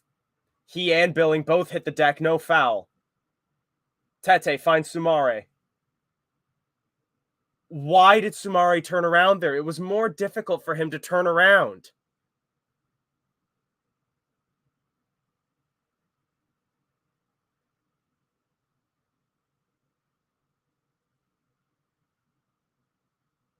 Bournemouth marshaled fast off the ball and then looked to counterattack, but Smith's pass was misplaced and it goes out for a Leicester City throw.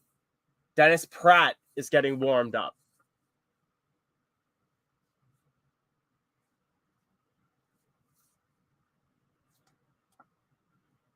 Indeed, he plays the ball wide to Castagna. Tete. Iheanacho. Sumari. What's up, Michael? Yo, another disappointing Leicester performance so far. What's up, everybody? On the shirt, though. I really wanted to get one of the with you then, with you now. I couldn't get one. Bournemouth coming forward now. They have a 3-on-2. It's Billing. Gets slide tackled by Fass. No foul. Ugh. Well defended there by Voot Fass. Wow. You know, hey, Fiona, I drank a lot last night, went to the bar, hung out, saw some really cool bands, and I wasn't anticipating this game this morning. I think I've I don't know what it is, but I've come to the conclusion that we'll be in the championship next season. And I think I've relegated myself to that idea. And anything else that happens this season will be extra and it will be amazing. But what's happened so far this season is disappointing. And the rest of these games are just to see who's going to be really good in the championship and who's not going to be with us next season. That's how I see it. And of course, I'm waking up and we're down 1-0 to Bournemouth. Just like I had resigned myself to the fact that we would go down if we lost this game. Oh, and yeah. Whoever loses this game is going down. And we at no point have looked like we were going to win this game. That's not what I wanted to hear when I woke up. Jeez. Yes, Louise, it's gutting. Adam, it's so sad. Everything. I could have saved my drinks for this evening, which I will because the Sounders play tonight at 7:30 against St. Louis, the expansion team who has also only had one loss on their record this season. So it's going to be pretty live. Yeah. Oh no, Toronto sucks. To Nashville, so we don't. Hey, we've only lost one game that I've been to at BMO Field. Yeah. We've drawn a lot. We've drawn a lot of games. But I'll tell you what, like as a Leicester City supporter, Toronto FC is like the best team in the MLS by contrast. I get it. Yo, Sounders disappoint me, or Leicester disappoint me so much, and then I have Saturday night to go to Sounders, where it's so awesome. I sit in a section right next to the supporter sections. And the fans were just rattling off about how much they hate Bob Bradley and they want Bob Bradley out. And it's like, honey, let me tell you about my team. Right? Yeah. It's so funny. Bob Bradley. You're upset with the manager because we've drawn a few too many games, eh? Yeah, right. Oh, that's a handball. That's Madison territory. Come on, that's a handball. They got to give it to him. Leveler now. Winner 94th. There we go. We need this game bad. 9 minutes plus injury time to save our season here. Oh, Chris, the Bookda shirts, I want one so badly. And then oddly enough, I think that they're terrible looking shirts, but I kind of want one of the match winner ones. I think those were like 90, 92, 93, something like that. But there's some character to them that I kind of like, but they're like 300 pounds.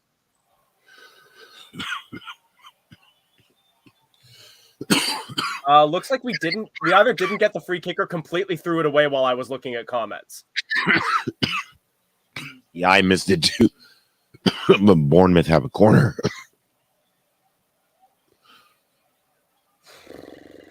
Elijah, what's your timestamp? 82:05:67. Tell me when you get to 82:20. All right. We are just about to take this corner. 15, 16, 17, 18, 19. As the corner kick is taken 20. Up and over everybody and out for a goal kick. Ooh, Leicester goal kick.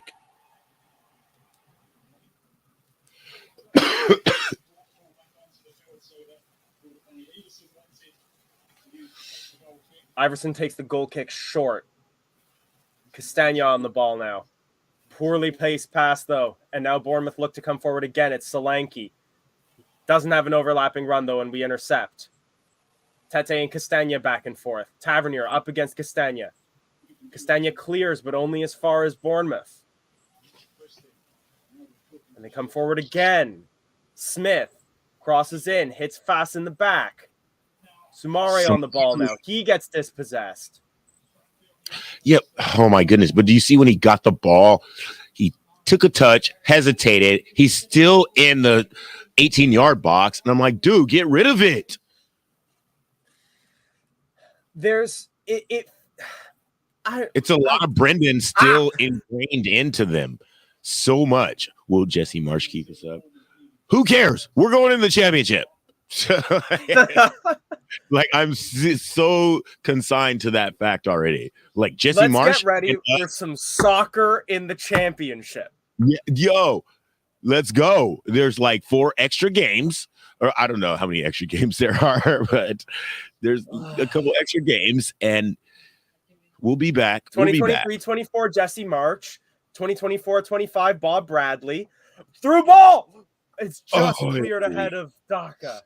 Way out of his box to get that ball. 2024-25 Bob Bradley, 2025-26 Jurgen Klinsmann. Jurgen Klinsmann. And then who was the US MNT coach where there was that whole madness? Greg Berhalter. Thank you. That's as American name as it gets. Greg. Yep.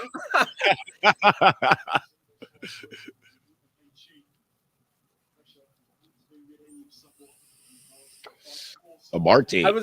I'd love to give a shout out to like Canada's coach, but he's British. He gives it away in midfield.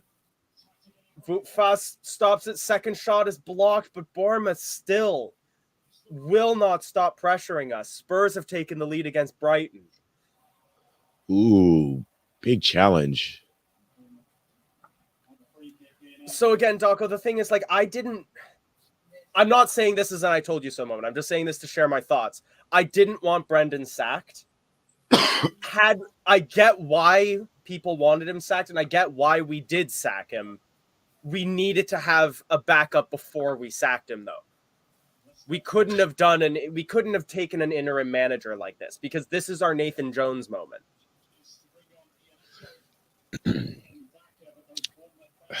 The thing is that Brendan Rodgers was an investment in the club. All the money that we put into him, all the trophies we won the last couple years, and the European, that is part of what the club was doing when they hired him and the caliber of manager that he was. We're not getting a manager that is on the list that you guys think, period. We're not getting a name. We are going to get if we coach. If we stay in the Prem, I can see us getting Potter. Yeah. If we stay in the Prem, yeah. I've like I said, I've already consigned myself to the championship. I mean, Rafa Benitez staying with Newcastle when they went down, when he got hired to keep them up, but he didn't keep them up. He went down and he stayed. I don't see a single manager staying in Leicester to play a season in the championship. I just don't. And it's going to be, I'm not going to say it's going to be sad. It's going to be exciting, but we're not going to be the club we were the last 5 years. I just want all the fans in the chat to know that we've got a little over our skis the last 5 or 6 years, thinking we're a big club. We're not a big club. We only can fit 40,000 in our stadium. We are not a big club, you know. What I'm about to hate is the fact that Brendan Rodgers, for all the people who dumped hate on Brendan Rodgers, he's going to get a big fat I told you so moment that this club has overachieved. Bro, I'm scared that Brendan will get hired by a Premier League club next season, a top 4 club, and win the Premier League. That's like Brendan totally Rodgers Spurs Premier League trophy next season. That is what I see. I'm just like, yo, and it's going to be all the Leicester fans slagging him off, and they're going to say stuff like, well, he wasn't good for us. Okay. I've been Brendan in. I get it. He needed to go. The time was up. The football is stale. The players aren't getting on. But this is not Brendan Rodgers' fault. What's happening tonight and what happened last week is not Brendan Rodgers' fault. I'm sorry. I am sorry. But are you Sumari? Sumari, I want him to do good so bad. And what he's done this season is so disappointing. So disappointing. Because we needed him. But we are now some things that I do want to say with regards to like the chats that I've seen. We're not going into administration again. Like the club just forgave how much in debt? Yeah, but how often can that happen? The owners their business is duty free. So like we need every single Leicester fan to go on holiday to Thailand and bring back truckloads of alcohol. Yeah, all types of random tax-free alcohol. I hope you like 25-pound bottles of perfume and like 4-liter bottles of whiskey. We need to go to Bangkok and we need to bring that back. Yo, we need the half a gallon of Canadian Mist or like Canadian Club. I don't know what the whiskey is you guys drink up there. I like that stuff. And hey, shirt printing is free right now. Everybody go buy a shirt. Let's put some cash in this club. Get a shirt, get the patches, get all that. Yeah. Yo, get Be a Saigon on your sleeve while you can, because it's 2 sleeve patches in the championship. Right. Oh, there you go. Get it all up and down.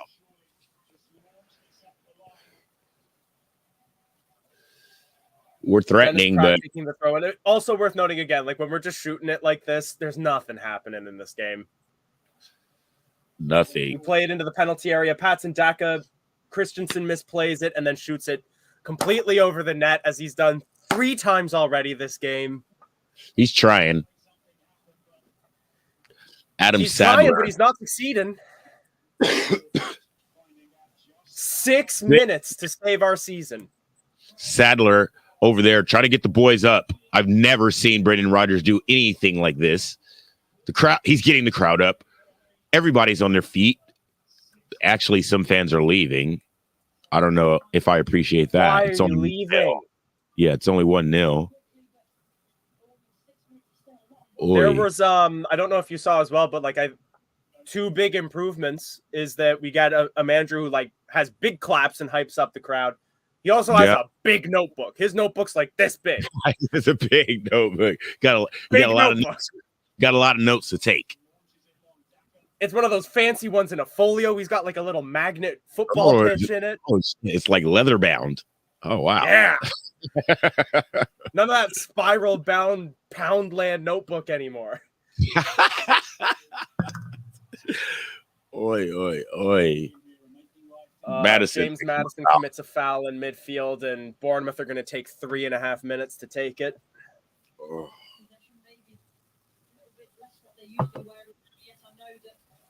KDH in the stands. Was that hat like his own brand? Where does he get just a hat with the letter K on it?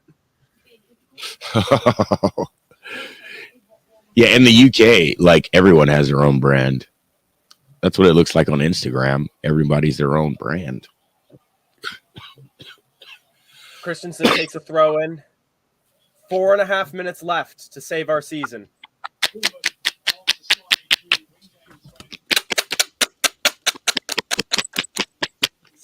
Everybody get your clappers out. Did you see there are clappers in the stands today? They brought back the clappers. Yeah. You know, that's what I love about the owners of the club. If we make enough fuss in the chats, they will do it. Whatever we want. I love I will say that, like, that's my I told you so moment that I am happy to take, is there were all these main people that were like the happy clappers. Get rid of the clappers. Look what happened when we got rid of the clappers. No, we got love the relegated. Top looking at his screen. Looks like he's ready to put some X's and O's on the chalkboard. Best mimic I can do is. I saw a little head shake too. Even top. The big difference was he went from this to this. Yeah, he's thinking about it. Right there. Yeah, he thinks he's seen something. He might have seen something. Top, I think he loves football a lot, and his relationship with Brendan, I think it was really, really hard for him to fire Brendan. And 100%. Like the people that are calling for Top to sell up because he doesn't care about the football club, I am having none of that. Absolutely none of it. If he didn't care about the football club, this stadium would have a new name. We would be 75 million pounds further in debt. Right. We'd be FBS Stadium or whatever. 100%. And look at where that got us. We put FBS on the shirts. Now we're relegated. It's probably one of the least selling shirts that Leicester's ever had. Like, I don't have one. I think another very important thing with that is that let's not just look at the fact that, like, if you're Top and you're looking at Brendan, he's somebody who made history with the club, winning our first FA Cup, our first Community Shield. But he's also somebody who personally supported him after his father died. Exactly. Let's not forget, he's not that old. He's what, like in his 30s? He's younger than me. Yeah, he's younger than me, definitely. And I mean, you could tell by last weekend, everyone still comes to the club. It was Vishay's birthday. and you can see all the pictures around the memorial and stuff like that, man. It's amazing. It's amazing. And yeah, Top really cares. And we just hit a sour patch this season, a really bad sour patch. And again, like, I'm not going to sit here and say that Brendan wasn't at fault at all.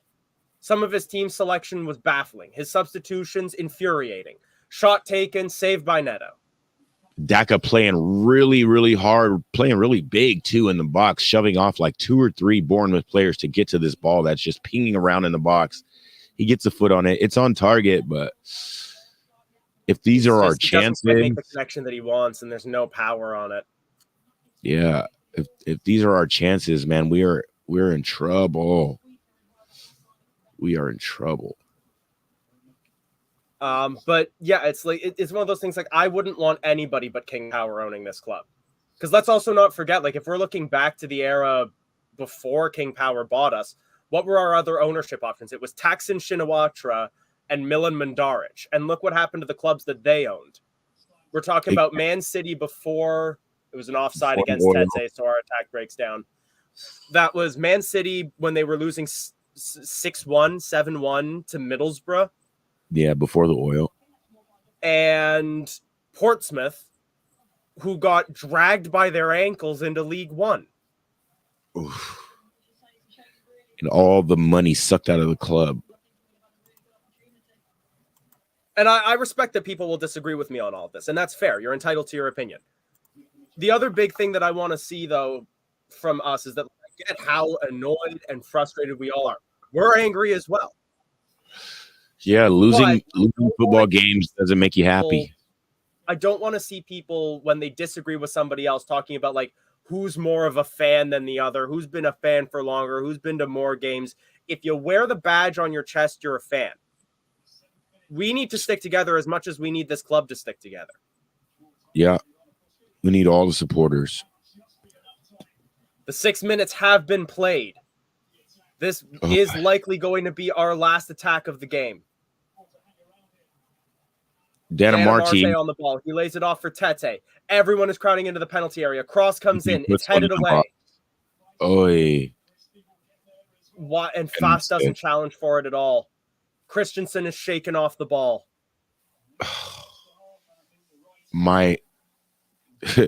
This game has gone on so long that the streaming coverage stopped, and then it came back on. They were like, "Oh wait, the game's still on," but it doesn't matter. There's the whistle. The final whistle. Jesus, we time Leicester City 0, Bournemouth 1.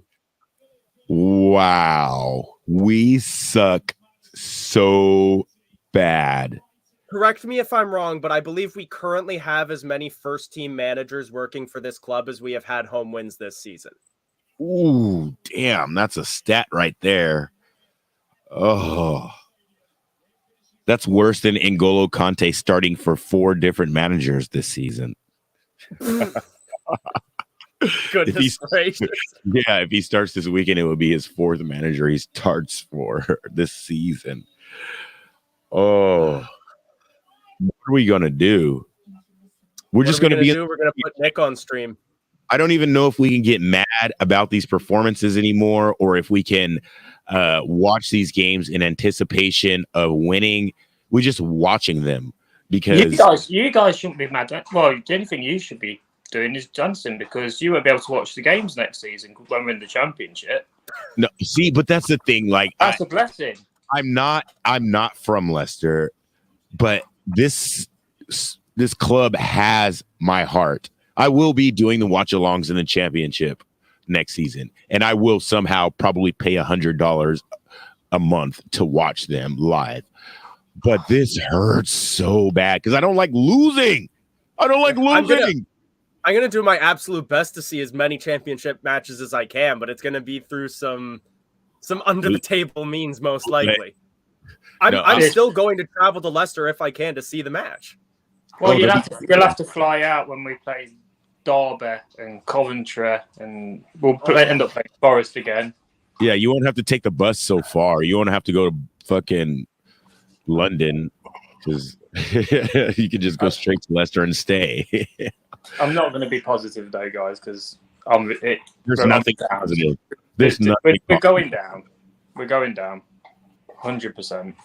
There's no fight in that team whatsoever. And that's what me and you said at halftime, Elijah. Did it improve? No. He made changes. It did in a spell, but it's been more of the same from what we've seen from this club, where we're good for maybe 25, 30 minutes a match, and then we're rubbish for the rest of it. Yeah. Do you think that Brendan being gone and Sadler and Stowell being in charge has made any difference, or do you see any difference over the last 2 matches? Yeah, but they're still rocking with Brendan's coaches. Sadler and Stowell, no disrespect to Stowell because he's been here a long time, but they were still working under Rodgers. So they're probably still doing training how Rodgers trained them. You know as well as I do, he should have gone 18 months ago. What's Jesse Marsh going to do? He's not going to do jack shit. If anything, he's going to be preparing for next season in the Championship, where he'll find he's never managed in the second tier of English football. Yeah, and this time next year, we'll be looking for another manager. The first wasn't he would Leeds the first or the season they were down when they came up? No, he was at Red Bulls that season. He's been at Salzburg. He's been at RB Leipzig. Then he saved Leeds from relegation last season, and then he started this season, and it went drastically wrong for him. Right. Okay. Yeah. That's what does worry me about Marsh, is that like his winning percentage at everything but Leipzig, everything but Salzburg, including the MLS, is like 30% or less. He's a coach. He's a good coach. Like he gets the players on the pitch, gets them fit, gets them, in their triangles and stuff like that. He doesn't. I don't want to say he doesn't manage a club well, because at Leipzig he was all that, but honestly, this is on the players. The players are not making it happen. I see bad touches. I see terrible finishing. I see absolute shocking defending. Like we gave them that goal today. We played a through pass. Yeah, but guys, hang on a second, right? I'm not sticking up for the players. I really not, because as I do, I come at full time and half time normally, and I'm going mental. Like last week, I had to walk the dog at half time because I was that peed off. But put yourself in their mentality. You've been under Brendan Rodgers. He's chucked you under the bus and done that and said you're pretty much crap. The confidence, there is no confidence. It's shot to pieces. Where there is, I can't see any single person in that squad that says, you know what, come on, let's go. There's none of it. Yeah, there's no gas, there's no fight, there's no heart, there's no swag, none of it. 2 years ago, Damari didn't have a drop of sweat on his head. Tete didn't have a drop of sweat on his head. When I just woke up and turned the game on, I was like, oh, damn, 1-0. No, he doesn't care. Tete's not bothered. He goes back to Donetsk. Not a drop of sweat. Donetsk is under a barrage of mortars right now. He can't go back there. So I don't know. Well, he's not signing. He's not signing for us next season. I can tell you that, because I don't want him. He's struggling. If he thinks it's hard in the Premier League, you wait till he comes up against Championship players where all they do is kick your legs and stuff like that. I'm gonna add Dan in. Dan, there's so much to go over, but just like at surface level, where do we go from here? I gotta get off and watch from off and comment. I'll see you guys. Thanks. Yeah, it's really difficult, obviously, like you said, now for us fans not to sort of vent our frustrations. But, after, how deflating is that defeat now? Like, we're not showing the right mentality, and I see people putting sort of things about Marsh online now about him coming in, and it is the mentality for me, because they're clearly not going out on the pitch and performing. And we can talk about the players and everything game after game, but if they're not motivated to go out on the pitch, they're not going to perform, and it's showing. And also, I just want to mention the fact that our home form is a disgrace. I don't care what anyone says. We have had 3 wins and a draw, and then people suddenly expect us just to turn up today and beat Bournemouth. They want it more than us. That's just the simple facts. And it's going to be difficult for me because I actually live in Bournemouth. And tomorrow Keep I might your head down. Don't wear no foxes or anything. Easter Keep breakfast your gob shut Bournemouth for at fans. least a week and just keep your head down, because otherwise you'll be chucking yourself in the sea come next week. Well, I was considering going down the cliff top later on today, but Oh gosh. It's all right. It could be worse. You could end up working with a load of Forest fans like I blooming do. So, you have got it a bit easier. yeah, I mean, I'm gonna have a bunch of United fans at my work trying to get me into their jerseys now. Yeah, but at least you can say to them, Elijah, that at least you've been to your club's ground. They've probably only seen it on FIFA. I wanted to go back to an earlier point that was put on the chat, and Elijah stopped short of answering the question. But I think now we seriously need to start thinking about having that chat about which players are going to be still at this club next season, because I've seen people saying it already. Our squad's just going to be, you can forget it. Like, virtually, how many of them are a contract? We've got to start from scratch. We're losing 7 already. It's more than at the that. very least going to lose Wes, that's Soyuncu, Tielemans, and Madison are all gone. For Yeah, sure. but no doubt. Over the period of the next 6 to 12 months, I think there's over 13 of our players are coming to the end of their contracts, if not more. I might be wrong. Right. Off the top of my head, both of you, yes or no answers that are going to still be here next season, okay? Ricardo, yes or no? No. Yes. No. Ricardo won't be gone. Castagna. Gone. Fars. Vardy. Yes. Fars. Gone. Well, Fars. Gone. Christensen. Obviously staying because we just signed him. Yeah, we just signed him. Gone. Barnes is tough. I could see him going. Madison. Gone. Nacho. Gone. Tete. Gone. Yuri Tillemans. Gone. Mender. Gone. Wilfred Ndidi. Gone. Johnny Evans. Gone. Charles Iancu. Gone. Now, off the top of my head, that's at least 3/4 of the squad. That's not even counting the likes of Bertrand, Perez, Exactly. Guard. So, like I said, we're looking at 30 players plus. But here's the kicker. Where's the money coming from? Because we've took a loan out against future Premier League payments for the TV. If we go down, I could see it being in administration. Somebody else put that in the chat. And I agree with them. I don't think it'll get to that point, but I don't know, because if we've took a loan against, you got to look at Madison. We're not going to get nothing for Madison. Madison's going to bring us some revenue, not a lot, but it's still not going to be enough to buy a brand money, new isn't spot. it? And depending on what the plan for the club is, the club need to be as more transparent as ever, because what's gone on for the last 12 months, we haven't seen any communication from the club. Susan Whelan. Rudkin, a lot of people question what he's done for the club. He's the Wally who's put all these players on the stupid wages. Yeah. And that's why part of and Brendan Rodgers is what who identified them, but Rudkin puts Bertrand, who's played 1 game for us, on stupid wages. Rudkin's the one who paid 30 million for now for me, they've just got to come out. They've got to come out and tell us what the plan is. Tell us if Marsh is coming in, because the players, there's a lot of players there now for me that, and given what we just said, the fact that they're running to the end of their contract, they're not interested. If you were coming to the end of if you were in a job and you were told that you were going to be leaving that job, you're not going to be committed 100%. And I'm sorry, but today shows that, does it not? Yeah, but if anything, it's the final nail in the coffin, and it's just gone to prove that we are going down. There's no way out of it. And I hate to say it, I like Elijah says, as a fan, I love the club and I'm going to be there next season if that's in the Championship. But it's still, today I thought, if they want it, this is last chance saloon, and if we show something, I'll think we've got like a slither of hope, and that slither of hope's gone now for me. I think now we've got Man City next week. Championship. We've only got Man City away next week. That'll be fun.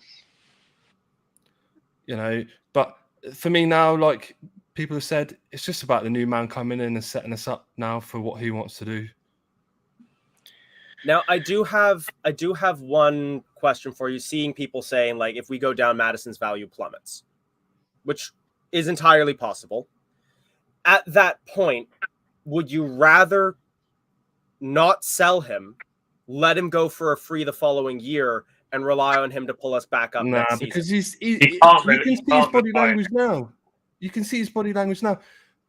I mean, I know a lot of people do read into like looking at how players react and everything, but the previous week they said that he didn't look interested, and they were saying today that he wasn't great and he made a big mistake.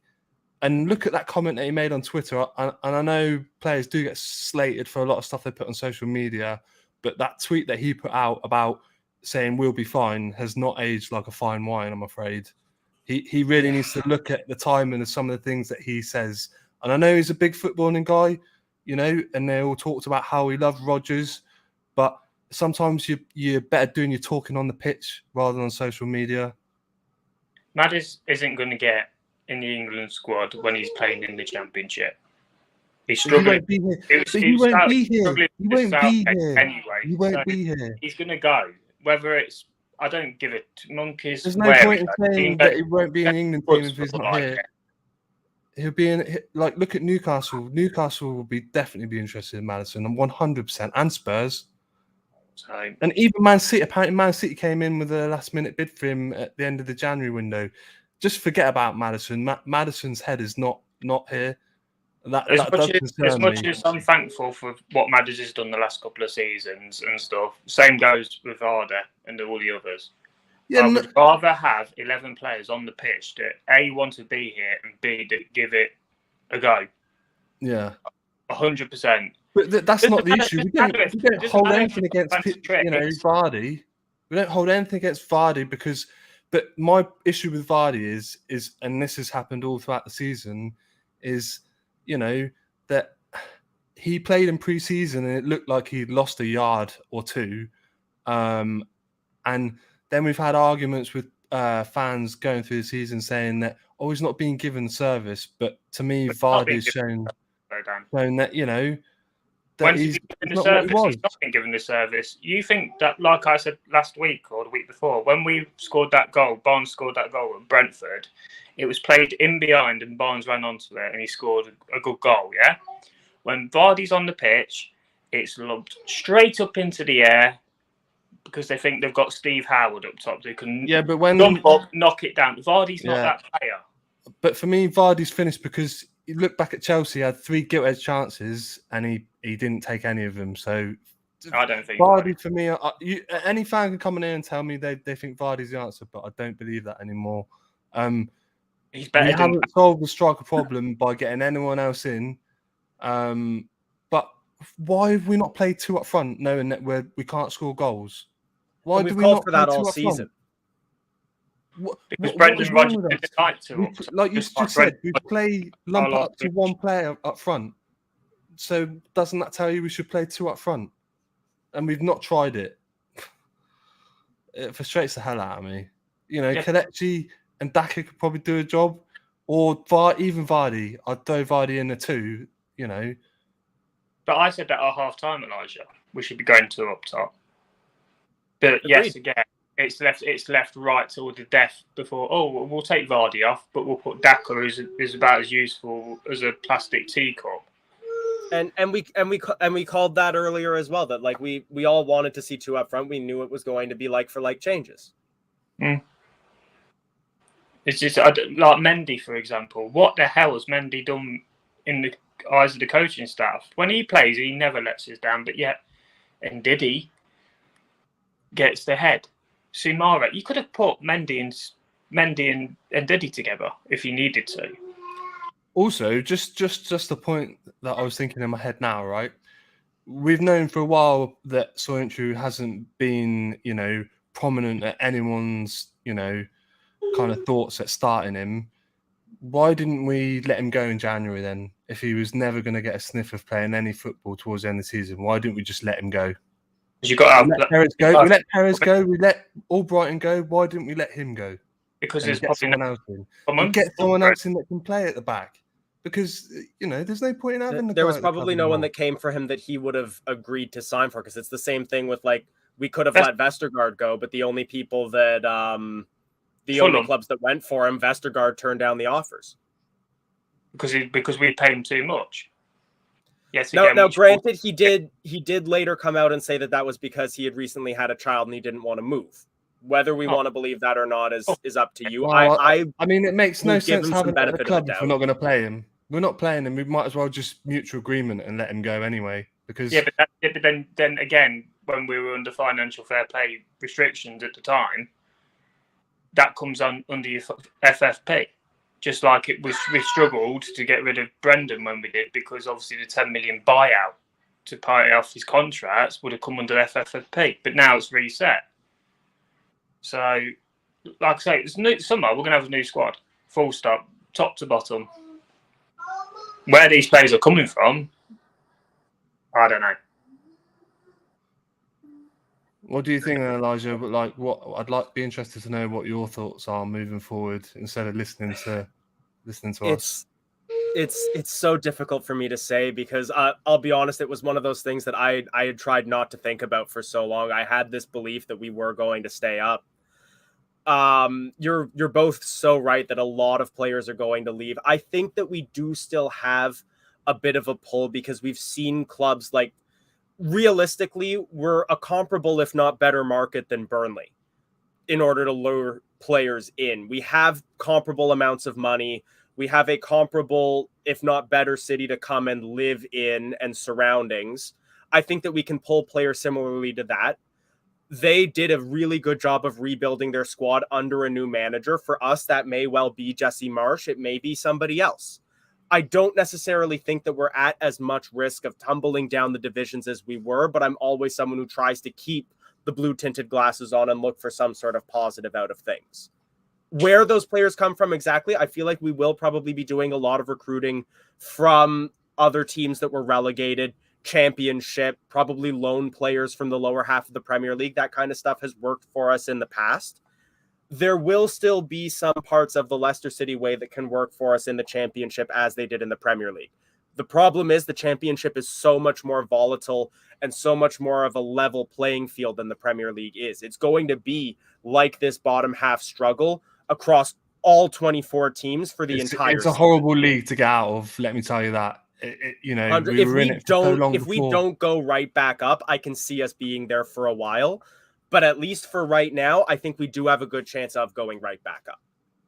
Yeah. We will need to keep a couple... Given what Burnley have done, but it all depends on the structure, doesn't it? This is why I want to see the club come out and say what the plan is, because we haven't seen any of it this season. There's no transparency. It's time for another statement from top in the match day program for sure. I really don't see us going straight back up. What Burnley have done, I don't see it. It's such a massive rebuild job in the summer. I can see us being in the Championship for a couple of seasons at least before getting anywhere close to it, because you can't just bring in a whole new squad and expect them to gel straight away.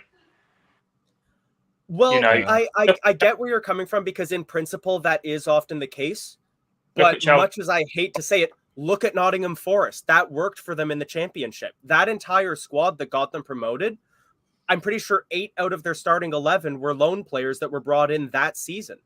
Yeah, but then in the same token, though, like, it got them out of the Championship, but then come the summer, they were screwed and they had to buy 20 players or whatever it was. Yeah, and I'm not saying that I recommend that we go and copy their formula exactly. We shouldn't be loaning all those players in, but I'm saying you can restructure your club with a large number of new signings and still perform well if you can create a sense of belief around all those players. And if we're in the Championship and recruiting players to a program, if we have a manager who's signed to a multi-year contract, then we can sell people on a project rather than a survival strategy. I don't know. I really I think the one thing that you have to believe is that we, like you said, Elijah, even though we go down, we've still got pull. We've still got an amazing training ground, which obviously a lot of people have said, what have we been doing with that? Doesn't reflect on the pitch. We've got the stadium developments, and no matter what anyone says, I know they'll, kind of make a mockery of it, saying we're going to have a good stadium in the Championship and we won't fill it. But it's still a pull. That expansion happening. Yeah, well, because it's been agreed. They won't go back on it now. They're going to do it. It's been agreed, so I don't care what anyone says. That'll still happen. It's a waste of money. We won't fill that stadium because as soon as we get it's all been in the works. You don't just go and make plans and then suddenly just go back on them because we're going to go down. It's also, keep in mind that the money isn't just going to be coming from match day revenue for that, but the money is also going to come from the accompanying hotel, the accompanying business center, the secondary sports arena that's going to be built nearby. They're going to use the stadium for concert revenue, much like Spurs does. It will be a massive source of income for the club, even if we're not filling the stadium match day over match day. I don't see it, guys. I really don't. And I don't blame you for it.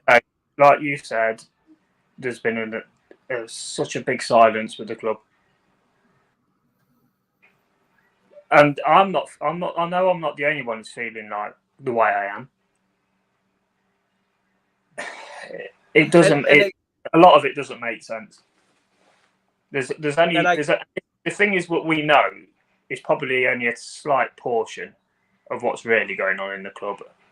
Yeah, but then who's going to come out and tell us? Do you think that it's all going to come pouring out at some point? It's going to have to, because if it gets to the point where we're tits up and we're in administration, because we won't go into administration. Honestly, I don't know where that's coming from. Because you can't say that, because look at King Power as a group. They're not exactly doing brilliant after COVID, are they? That's what screws them over. He wouldn't have come out and spent his money to wipe out our debt if that was the case. So he's not wiped it out. Why do people think he's wiped the debt out? He's not wiped the debt out. He's just basically there. Yeah, but why did he come out and make that statement then? That if somebody wants to buy the club, they effectively buy the debt on top of their asking price. Because the specific phrasing that was used was forgiveness. Loan forgiveness in that business context means that it is no longer owed to the King Power Group. That will not fall on new ownership. It is no longer debt associated with the club. Import into shares. I think you're clutching at straws a little bit, mate. I don't mean to sound condescending, but I think you are. Look it up. Look it up. But it's I'll double check. The last time we were in this mess. They did it the last time. It's exactly what's happened. And anyway, I'll double check. But either way, I think our concluding thoughts can basically be that we know that the future is very uncertain. The championship is a wide open sea that is very difficult to navigate through. There's reasons to be optimistic about it. There's reasons to be pessimistic about it. And there's justification for feeling either way. Elijah, thank you for having me on. I'm going to leave now before I say something stupid. I'm gonna actually let you both go. I'm going to start winding down the watch on, but thank you both for joining and sharing your thoughts. Cheers, both. Thank you all for joining me in the audience as well. It's clearly not the result we wanted. It's clearly not the future for the club that we wanted. We aren't mathematically relegated, but it is a big, big ask for us to stay up now. We're going to have other shows throughout the week. I hope you stay with us for them. Like and share the video. Like and subscribe to the channel. We got lots of content coming. I hope you'll join our other hosts as well and share your thoughts. And we'll see you for the next match. Thanks for watching Leicester Fan TV. Thanks to our sponsors, ADT Taxis, Everard's, Pucka Pies, Pink Car Leasing, Leicester Riders, Hologram, The Fox's Arms, Peter's Pizzeria, Hope Against Cancer, and Newbie & Co. Estate Agents. Make sure to follow us on all of our social channels at Leicester Fan TV. Visit our website, leicesterfantv.com.